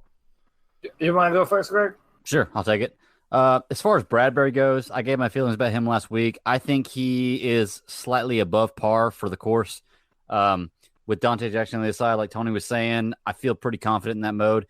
Bradbury doesn't get turnovers, but he doesn't get burned. He doesn't allow – he gets stops, which I want turnovers, but at the same time, I'd rather have a stop than nothing at all. So I don't mind Bradbury. I've always been behind him. When he's talking about the wide receivers, I wanted to say, is it just me, fellas, that am I odd for feeling like my biggest worry about my wide receiving core is Greg Olsen? And is that a bad thing to say? No, because he's not even a wide receiver. And and that's the point, is that our greatest concern about the receiver core is actually just our very all-important tight end, and that's just because he's been hurt. I love him, but he's old. Well, so this is the thing. I'll say this before I forget it, and then I'll talk about Greg Olsen. I believe that James Bradbury is literally the polar opposite in both personality and play style from Josh Norman. And what I mean by that is Josh Norman, you saw the best of Josh Norman in Carolina because we ran the most zone defense out of almost any defense in the NFL. And if you put Josh Norman in those kind of scenarios, then he can shut you down. But the reason why people don't have such a high opinion, I feel, on James Bradbury is because James Bradbury, in reality, you have to let him be physical. James Bradbury, in actuality, like Trill One said, shut down Julio Jones, Mike Evans, Michael Thomas. He's a physical press man corner. He wants to get aggressive with you. Now, when you put him in zone, I feel that's not what he's suited for. And he hasn't done terrible at it, but that's just not his strong suit. And I think that now that we're making these changes on defense, I really do think that you're going to see the best out of James Bradbury this season. Now, when it comes to Greg Olsen, listen, the man's been hurt 2 years in a row. And before those 2 years, he was known for never missing games. Right. So it just shows you what 2 years of the same foot injury will do to you, and it changes the narrative. Even he is getting older, right? Yeah, no doubt. We need one more good season out of Greg. That's what we need. What's the dude from Dallas that came out of retirement? Jason Witten. Listen, if Jason Witten can do it, if Greg Olsen can stay healthy, I have no doubt in my mind that Greg Olsen is doing enough stuff for his body and preparation to make sure that he can do everything that someone like Jason Witten can do. Just a reliable tight end option. Well, here's my thing with Greg Olsen is I believe that his hands are still there. He's going to be one of the best catching tight ends in the NFL if you can give him the ball. As far as his route running and his yak, he's going to decline a little bit on that. He's got the dad run. Yeah, he's always ran in snowshoes. Yeah. It's just snowshoes Olsen. He ran a 4.5 at the combine. As long as he can run his routes clean, I know he can catch the ball. We just need one more year from him. Yeah. One more year from him. And I do think the fact that we have these burgeoning wide receivers, it's going to take a lot less pressure off of Greg Olsen, so he's not going to have to do as much as he's done in the past. So they can take the top off and leave him underneath. Right. So I think Greg is in a good scenario with the type of personnel we have right now. Quickly circling back to Bradbury, my point, I think that everybody who is either Bradbury or anti-Bradbury, I think really is the question is, do you need him to be the man or not? And if you don't need him to be the man, but a really good part of your defense, he could be very good. I think he could be a great number 2. I think he could also be a guy. If we're talking about how much we like Bradbury, I guess it's how much money we talking as this is the last year, I believe, of his rookie deal. So if that's high-end money where it's going to be a detriment, no, then I'm saying this is we could probably invest high in another corner again and maybe get a guy who is a little bit better than Bradbury from the start. But right now, he's fantastic to have. I'd rather have Bradbury than not have them at this point. Agreed. Because unless we would have gone and completely revamped something that then that's just crazy rabbit hole stuff. All right, 2 more calls now. Okay, I'll try to make it really quick. I'm just trying to break it down real quick. I do think Cap is a good back. I'm actually happy that he's actually free of Ron Rivera's doghouse, but for whatever reason, he's been in the doghouse. I don't know. But I'm happy for him. We cut Torrey Smith. I told y'all it was going to happen. I told y'all it was going to either be Torrey Smith or it was going to be Hogan. Well, of course. That's what everybody said. We cut one of them. I knew that was going to happen. I'm actually excited about our defense. Our defensive line has potential to be really scary. Brian Burns is an absolute monster. And I just hope Ron Rivera do not do what he's known to do and not play him as much because he's a rookie. Cody. If we are not getting pass rush, I think that's the move to make. I'm not sure how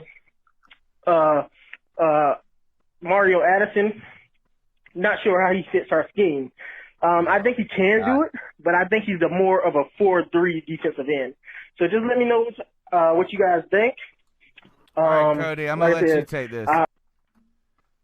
So Mario Addison actually started as a 3-4 defensive end, and then the Panthers tried to convert him into a 4-3 defensive end, or a 3-4 outside linebacker, rather. Is that what started? Then he tried to convert him to a 4-3. So really now, and I think he's even talked about, he's tried to lose some weight, whereas in the past he's tried to put it on. I think Mario Addison, we know who Mario Addison is. I mean, listen, Mario Addison has been the leading sack getter in our defense for the past, 2 years now, even over K1 Short, who has the bigger contract. So he's been really the only edge presence that we've had, and if you don't count Julius Peppers in 2017. So Mario Addison is going to do his role, just like Bruce Irvin is going to fulfill his role. Brian Burns is not listed as a starter. Doesn't even matter, dude. It doesn't even matter. They're going to put Brian Burns on the field. They have depth. They're going to be able to rotate people in and out. They're going to probably limit his snaps at first.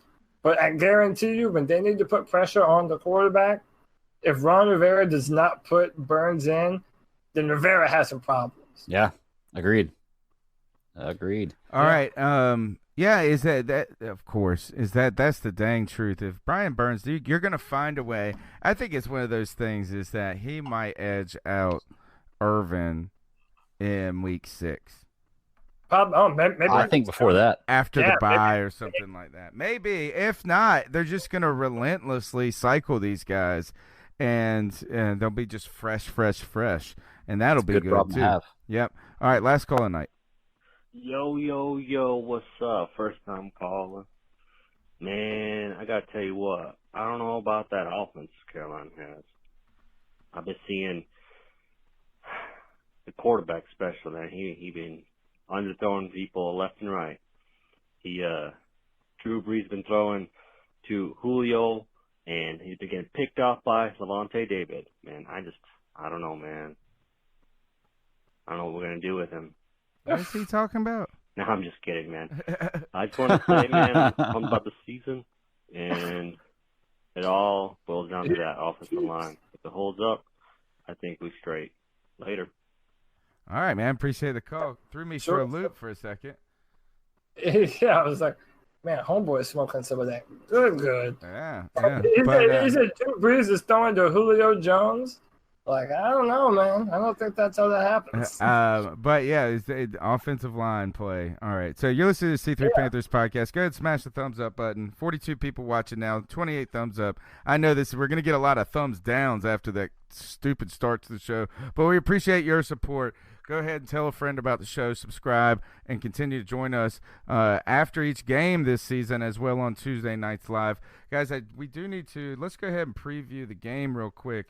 And just to give you guys a sense what's on the line, The Carolina Panthers. This is the betting odds for the Panthers are 3-point dogs at home to the Rams. Now, usually this essentially favors, if you go by what Vegas says, or most people, the rule of thumb is home team naturally gets a 3-point advantage. So if it's a pick 'em, it's really -3 for the Panthers.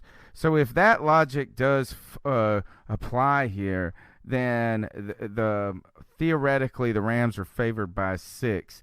Now, it's a one-score game. I think that after the Super Bowl, this -3 here, a team coming from west to east, rusty, a team that has not had its starters play at all, could get off to a slow start potentially. I think this truly is a pick 'em here, guys. So with those odds and that in mind, previewing the game, guys, where do you think the interest at this point for you in this matchup is? And I'll start with Greg here. Will the Rams be rusty? What is it that you're interested, or what's the top preview point, should I say? Well, I do think the Rams will be rusty. I think the biggest keys are, like you said earlier, I think we need to stop Aaron Donald, and we need to stop Todd Gurley. I think if we do that, we'll be okay.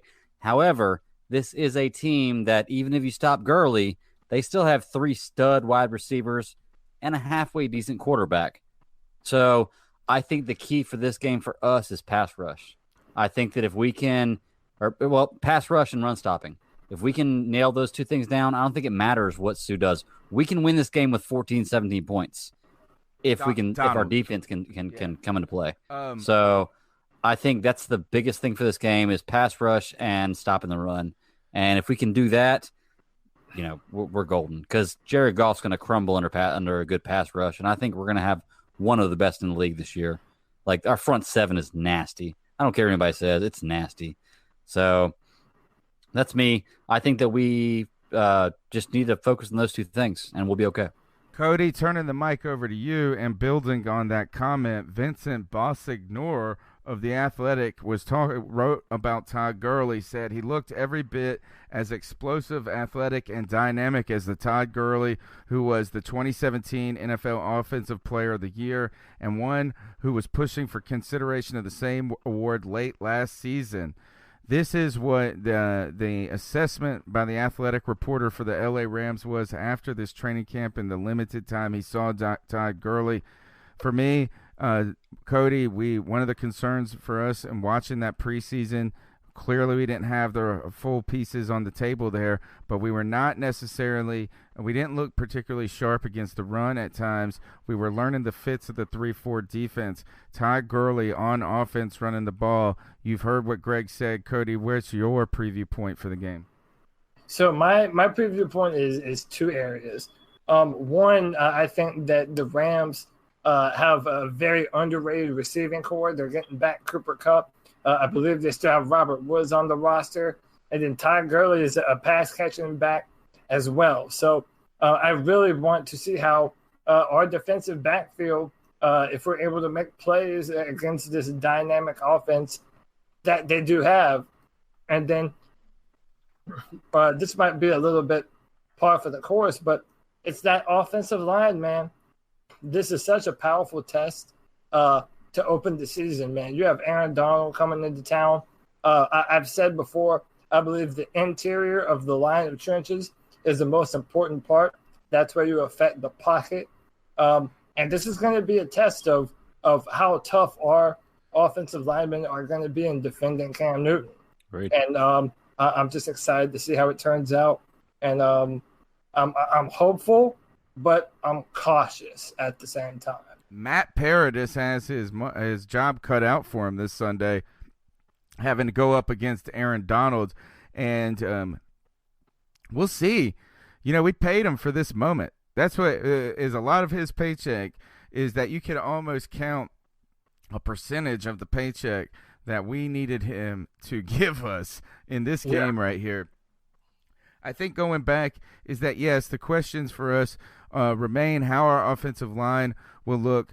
I do want to, my preview point, and then we kind of got to circle back around because there's more than one for sure, is for me is I can't wait to see the full Christian McCaffrey.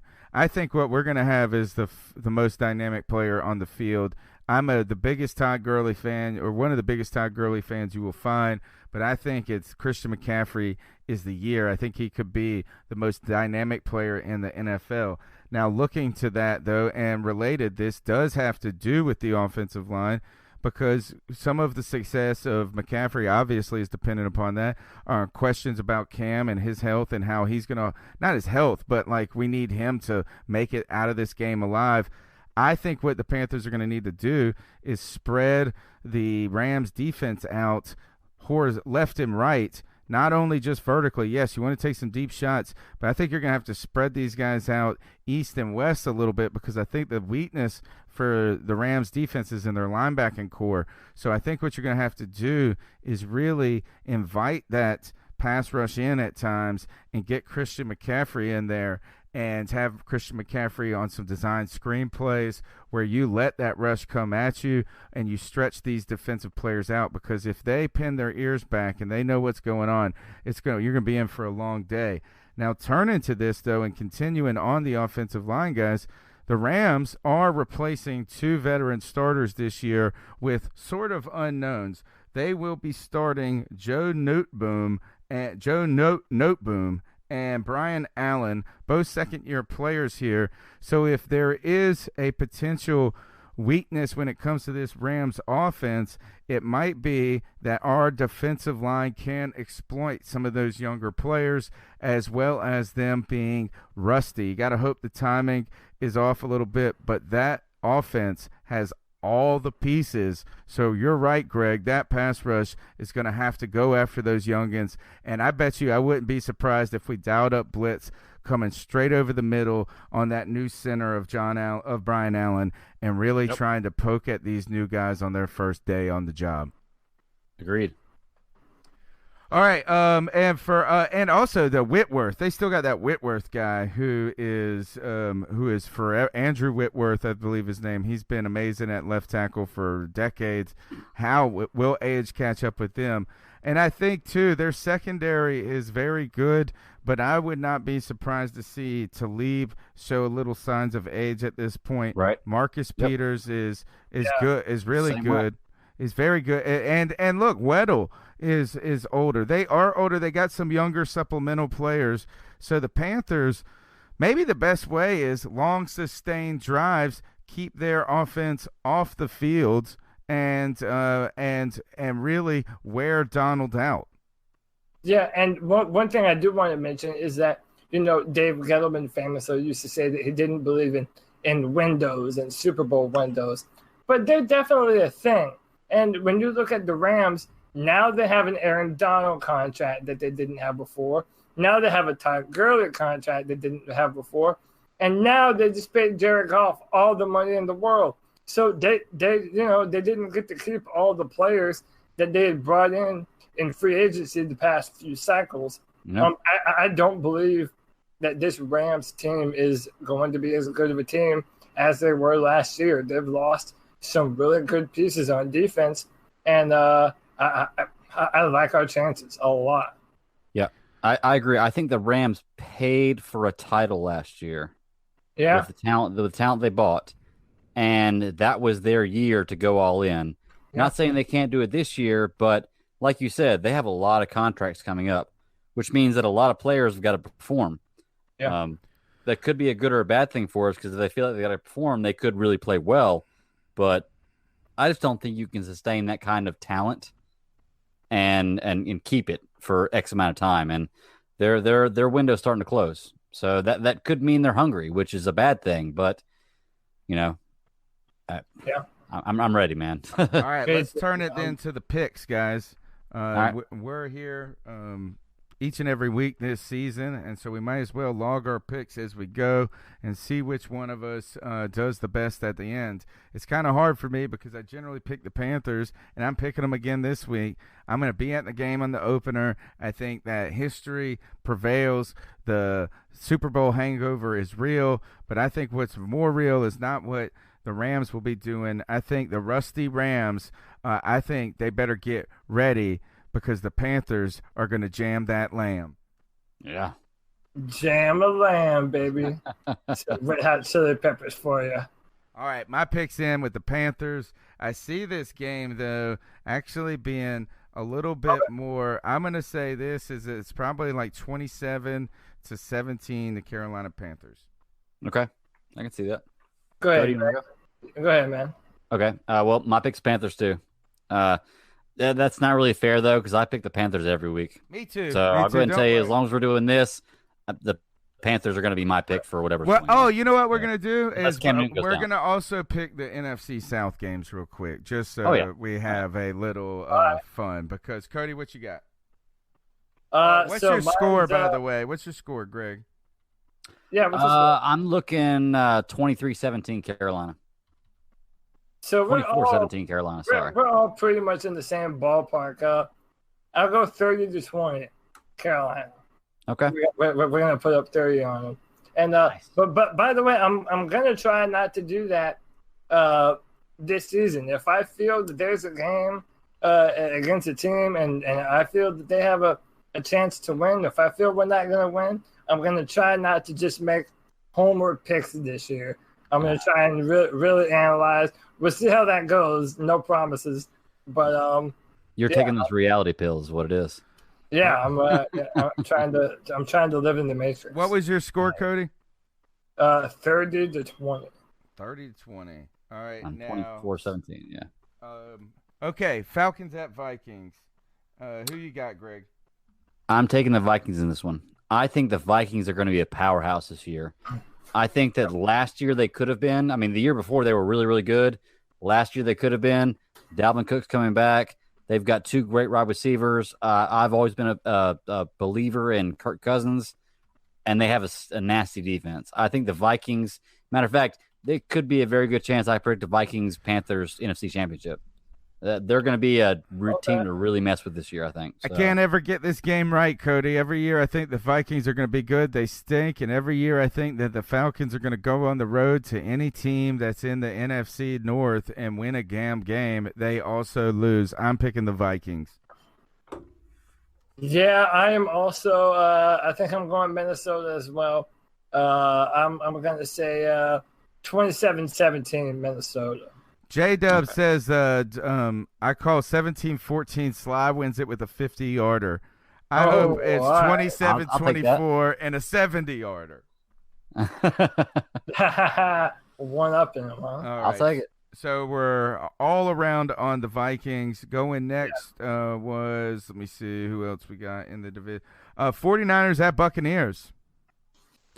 Sunday night game. So I'll go first with this one. I'll say that I think San Francisco gets it done. I think they're gonna hold Tampa Bay to not a lot of points. I do not trust Jameis Winston. I don't know who does. So I'm gonna go ahead and say I like San Francisco's offense. I'll say they looked horrendous in the preseason. Yeah, but preseason. Okay. So I'll say 32-14. Jeez. I am of the opposite vein, Greg. I am picking the Bucs here. San Francisco has not gotten it figured out in my mind. I don't know what to think of San Francisco. They've been slightly a darling of mine for no reason at all at this point. Bruce Arians is enough to get it done. They've got enough experience there. Improved Bucs team at home, a team coming west to east. Give me the Bucs here. Greg, who you got? I got to agree with you, man. I say the Bucs, almost the same kind of reasons. I don't believe in either one of these teams. I think they're both garbage teams, personally. But when I look at the Niners, I see Jimmy Garoppolo and George Kittle. When I look at the Bucs, I see Humphreys and Evans and O.J. Howard. And even though I don't like the guy that much, Jameis Winston's not a bad quarterback. I got to go with the Bucs here at home. He is, but Humphreys, I think, might be a Titan now. Not in percent. Oh, is he? Oh, yeah. But still, Mike Evans, man. Mike Evans is a beast. Right. And I don't know. Maybe they is that if San Francisco wins, it's because of Shanahan and Tevin Coleman. because I think Tevin Coleman could be the wild card for San Francisco's offense. I've also gone heavy for him in fantasy football. I think he's going to get a lot of in the PPR league. Really going to make and George Kittle, man, that dude might be the next big name at tight end in the NFL. Every week got drafted. I don't believe it until I see it, because I've been told that Jake Butt was going to be fantastic. I've been told that Jack Doyle was going to be amazing. I've been told that the guys, like all of these tight ends, are going to be fantastic. And nobody is talking about him anymore, whether it's that guy in Miami that was awesome. They are, until they break through, I won't believe it till I see it. Listen, well, I think we amped up Jake Butt last year, or y'all did at least. I went on the show. Y'all amped up Jake Butt last year because you wanted Carolina to draft him, so that way we could call the end zone when he scored a touchdown the butthole. Yep, that's right. That is I remember exactly that from last year. I'd never thought he was a great player. He might be okay in the future, but George Kittle, man, he's legit. I've had him in the last 2 years in fantasy. He's legit. Like, it's so good. All right, Dude, last game to pick. Texans you. at Saints. Everybody here, the Texans, and at some point I felt like I wish we had time to talk about it, but there's been some wild, wacky things happening in the NFL, whether it be multi-team trades, the Texans being involved in that, to what's going on with Andrew Luck. We've mentioned some of that, to Miami now trading away. Two teams here with assets from Miami. The Texans have Tunsil, and the Saints have Kiko Alonso. What guys is going? Is Kiko Alonso really? Are they at like that? They're tanking because they traded away Kiko Alonso. He was a bill to start. He ain't been. I mean, he might have been all right, I guess. But here, the Saints and the Texans. I got the Saints winning at home on Monday night. Texans, not enough continuity yet. And really, while we are excited about them, I love their quarterback. Is that right now there's no reason to believe that Drew Brees early in the season can't just annihilate about damn anybody. Yeah, I'll probably, as much as I don't want to do it, I'll echo the same sentiment. I don't know. I mean, the Texans traded for Larry Tunsil, and Larry Tunsil is one of the best left tackles coming out of the draft I've ever seen. But listen, I don't know that the rest of that offensive line is up to par yet. And I think that they're going to have to make Deshaun scramble a lot. I do think that Deshaun and DeAndre are going to keep it close. I'll say 27-24 New Orleans. Okay. Well, I'll disagree with you all on this one. I'm going to go with the Texans on this one. I have a really good feeling they're going to have a good year. I think Deshaun Watson is an up-and-coming great quarterback. He reminds me of a young Cam Newton, except he's a little bit faster. And I think he's a little more accurate, like on the roll, like when he's scrambling, throwing the ball. That being said, you guys didn't mention the Texans also got Kenny Stills. Who is trash? Which is not he's a great trash, receiver, man. Huh? Everybody's been telling me that Stills was going to be good. Receiver, but when you put him next to DeAndre Hopkins and Will Fuller. They really did. They needed the help though, because Will Fuller is perpetually hurt, and is it Kiki Kuti who's the other guy? Yeah, he got hurt last year. Yeah. So I mean, you're right about that. It's an upgrade at the very least. Agreed. And I think the Texans are in for a big year. I don't see him winning the AFC, but I see him going deep in the playoffs. Deshaun Watson's a great quarterback, and I'm taking the Texans in this one. We'll say they got a great offense. I'll say 31-21 Texans. All right, 10 points. I wanted to take Houston. I really do. I mean, I'm a Clemson fan, man. I hear you. I'm Deshaun Watson all the way. Yeah, but I just don't know about that offensive line, man. That offensive line scares me, and they beat the hell out of Deshaun last year. So he's still young enough to make up for it, I think. You know? I do too. In a few years, they've got to adjust that, but that duel with him and Russell Wilson, his first year in the NFL, that was one of the craziest things I've ever seen. Deshaun is a baller. So. Yeah, he's awesome. He's awesome. All right, so we've got our picks in. We've previewed the game for the most part. We actually have not previewed the game intensively. I think we're cautiously just trying to see. It's so hard to preview a matchup when you don't know anything about a team yet. I mean, we know a lot about our team in a way, but we don't know our team until, like Cody said, by week 6 we're going to have a better feel. but we cannot be previewing strengths and weaknesses until we've seen those strengths and weaknesses just yet in their full effect. It is going to be interesting. It'll be loud. I'll be there. And make sure you guys tune into the post-game show, 4:30 afterwards. That's the time. If it's a little bit later, it's just because I'm running physically from the stadium to Cody's house to do this podcast. I might make a trip down to Charlotte this weekend. Nice. If both y'all are going to be there, I might go down to Charlotte. If you do, then come on. I'm an hour away. We're doing the post-game. And then I got to drive 4.5 hours back afterwards. It's going to suck. All right. Let me tell you, this room that you see behind me is going to look mighty small, but we'll make it happen. Hey, don't worry. Don't worry. All right. Last part of the show, I think, unless we have any other comments that need to make, is the Ice Up segment of the show. And so you guys good with moving on? I'm good. Yeah, all right. Let's ice some fools up. All right. Let's do it. The Ice Up pick, no sound effects, nothing flashy for me. Fully in effect is the start of this show. That's the most. That is the Ice Up for me. Is the beginning of this show. I promise you guys, this is exactly what happened. I've been out of town. I never shut my computer off, ever. Like hardly ever. And only when I leave town and I'm like, oh, well, I'm going to save a little bit. I don't want to kill this is the one time I will not stress my computer out. So I turned my computer off on Thursday of last week, and it had the update thing. When I turned it on today, it was like it took a while. It's like, hey, we're finishing up your stuff.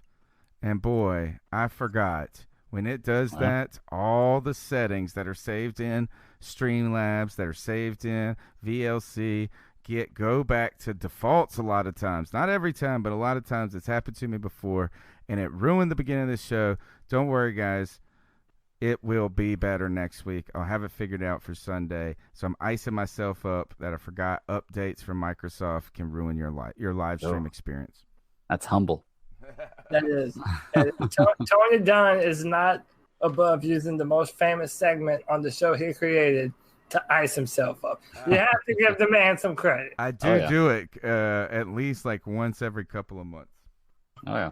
Yeah. All right. Go ahead, somebody. Yeah, you know what you want to do, Greg? What's that? I'm saying, do you have a nice... Oh, yeah. I'm good. I got, real quick, what is it? J-Dub in the chat says to ice up the bet makers for 7.5 wins, and I agree with him on that. Oh, yeah. 100%. That's a good one. 100%. That's a good Not my ice up pick.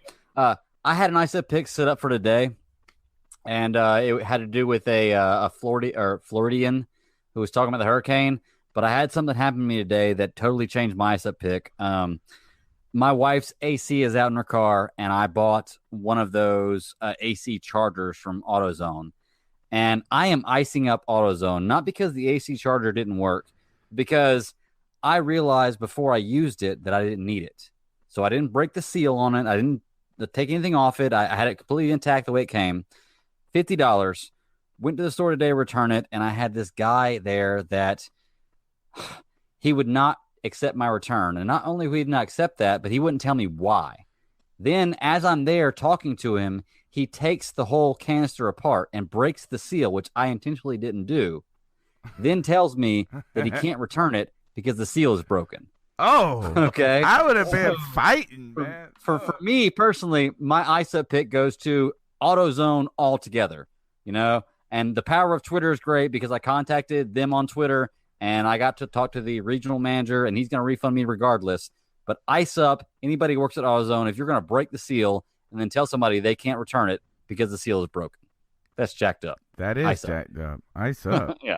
So I love that. Yeah, the power of Twitter is awesome, and it's the best time for a consumer ever. Not ever, but I got shitty Panera one time, and they just like ruined it was just like expensive, and it was just like all crappily made. And I mean, I was like, dude, I took a picture of it and tagged them, and they were like, man, give us your mess. We'll give you 3 free meals. That's exactly what I did. I tagged AutoZone on Twitter, and I told him, I was like, I'm done being a customer with y'all. I'm going to Advanced Auto Parts. I'm going to O'Reilly's Auto Parts, whatever. They immediately hit me back, and the district manager called me within an hour. That's awesome. So, all right. Cody, who you got for us? Yeah, man. So I'm icing up a news publication that I used to love, and I'm icing up Vice.com. So Vice, in case you all didn't know, Dave Chappelle just recently put out a brand new stand-up special called Sticks and Stones. How is it? Netflix. It is fucking hilarious. I heard it was great. Yeah, I laughed my ass off. But Dave Chappelle, Dave Chappelle has FU money. So he can talk about whatever he wants, do whatever he wants, and say whatever he wants. So he talks about a lot of hot button issues about the LGBT community. He talks about a lot of different things. But Vice.com has now become the platform for the social justice warrior. And listen, I even kind of consider myself kind of left-leaning on a lot of things. But man, dude, the title of the article was, "You can go ahead and skip Dave Chappelle's brand new comedy special." Like, who the hell are they to tell other people what is or isn't funny? And now it's like they're trying to dissect comedy like it's an accurate critique on society. Man, it's just jokes. It's just jokes, and the world that we live in is preposterous. And it is kind of the most accurate a lot of times. And you know what, man? We just don't like to say it. We have to couch it in comedian that it's comedy, but we all know that a lot of times it's uncomfortable, but that's the way the world is. Well, we live vicariously through them. Yes. You know? Yes. And listen, man, just because you make a joke about someone doesn't mean that you hate that person or the group that they belong to or whatever. It's just the world is preposterous. There's a lot of dumb shit in it, and sometimes it makes it better if you're able to laugh at yourself and other people and take it in stride. But Vice.com used to be the best for content.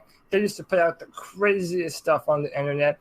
I love their stuff, and the downhill that they have taken in the past 5 years is noticeable and depressing. So to Vice News, ice up, son. Chappelle's a great, a legendary comedian. Oh, I watched his. I just watched his second new stand-up not too long ago, maybe in the last year.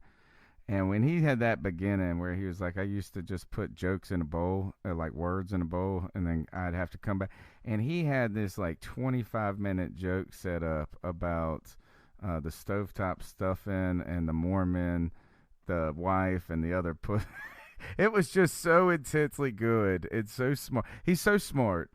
I actually am disappointed in Dave Chappelle because I think not disappointed. That's not the right word.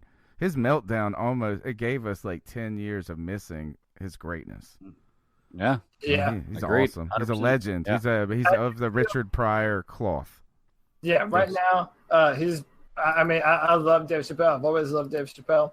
I think he's one of the GOATs.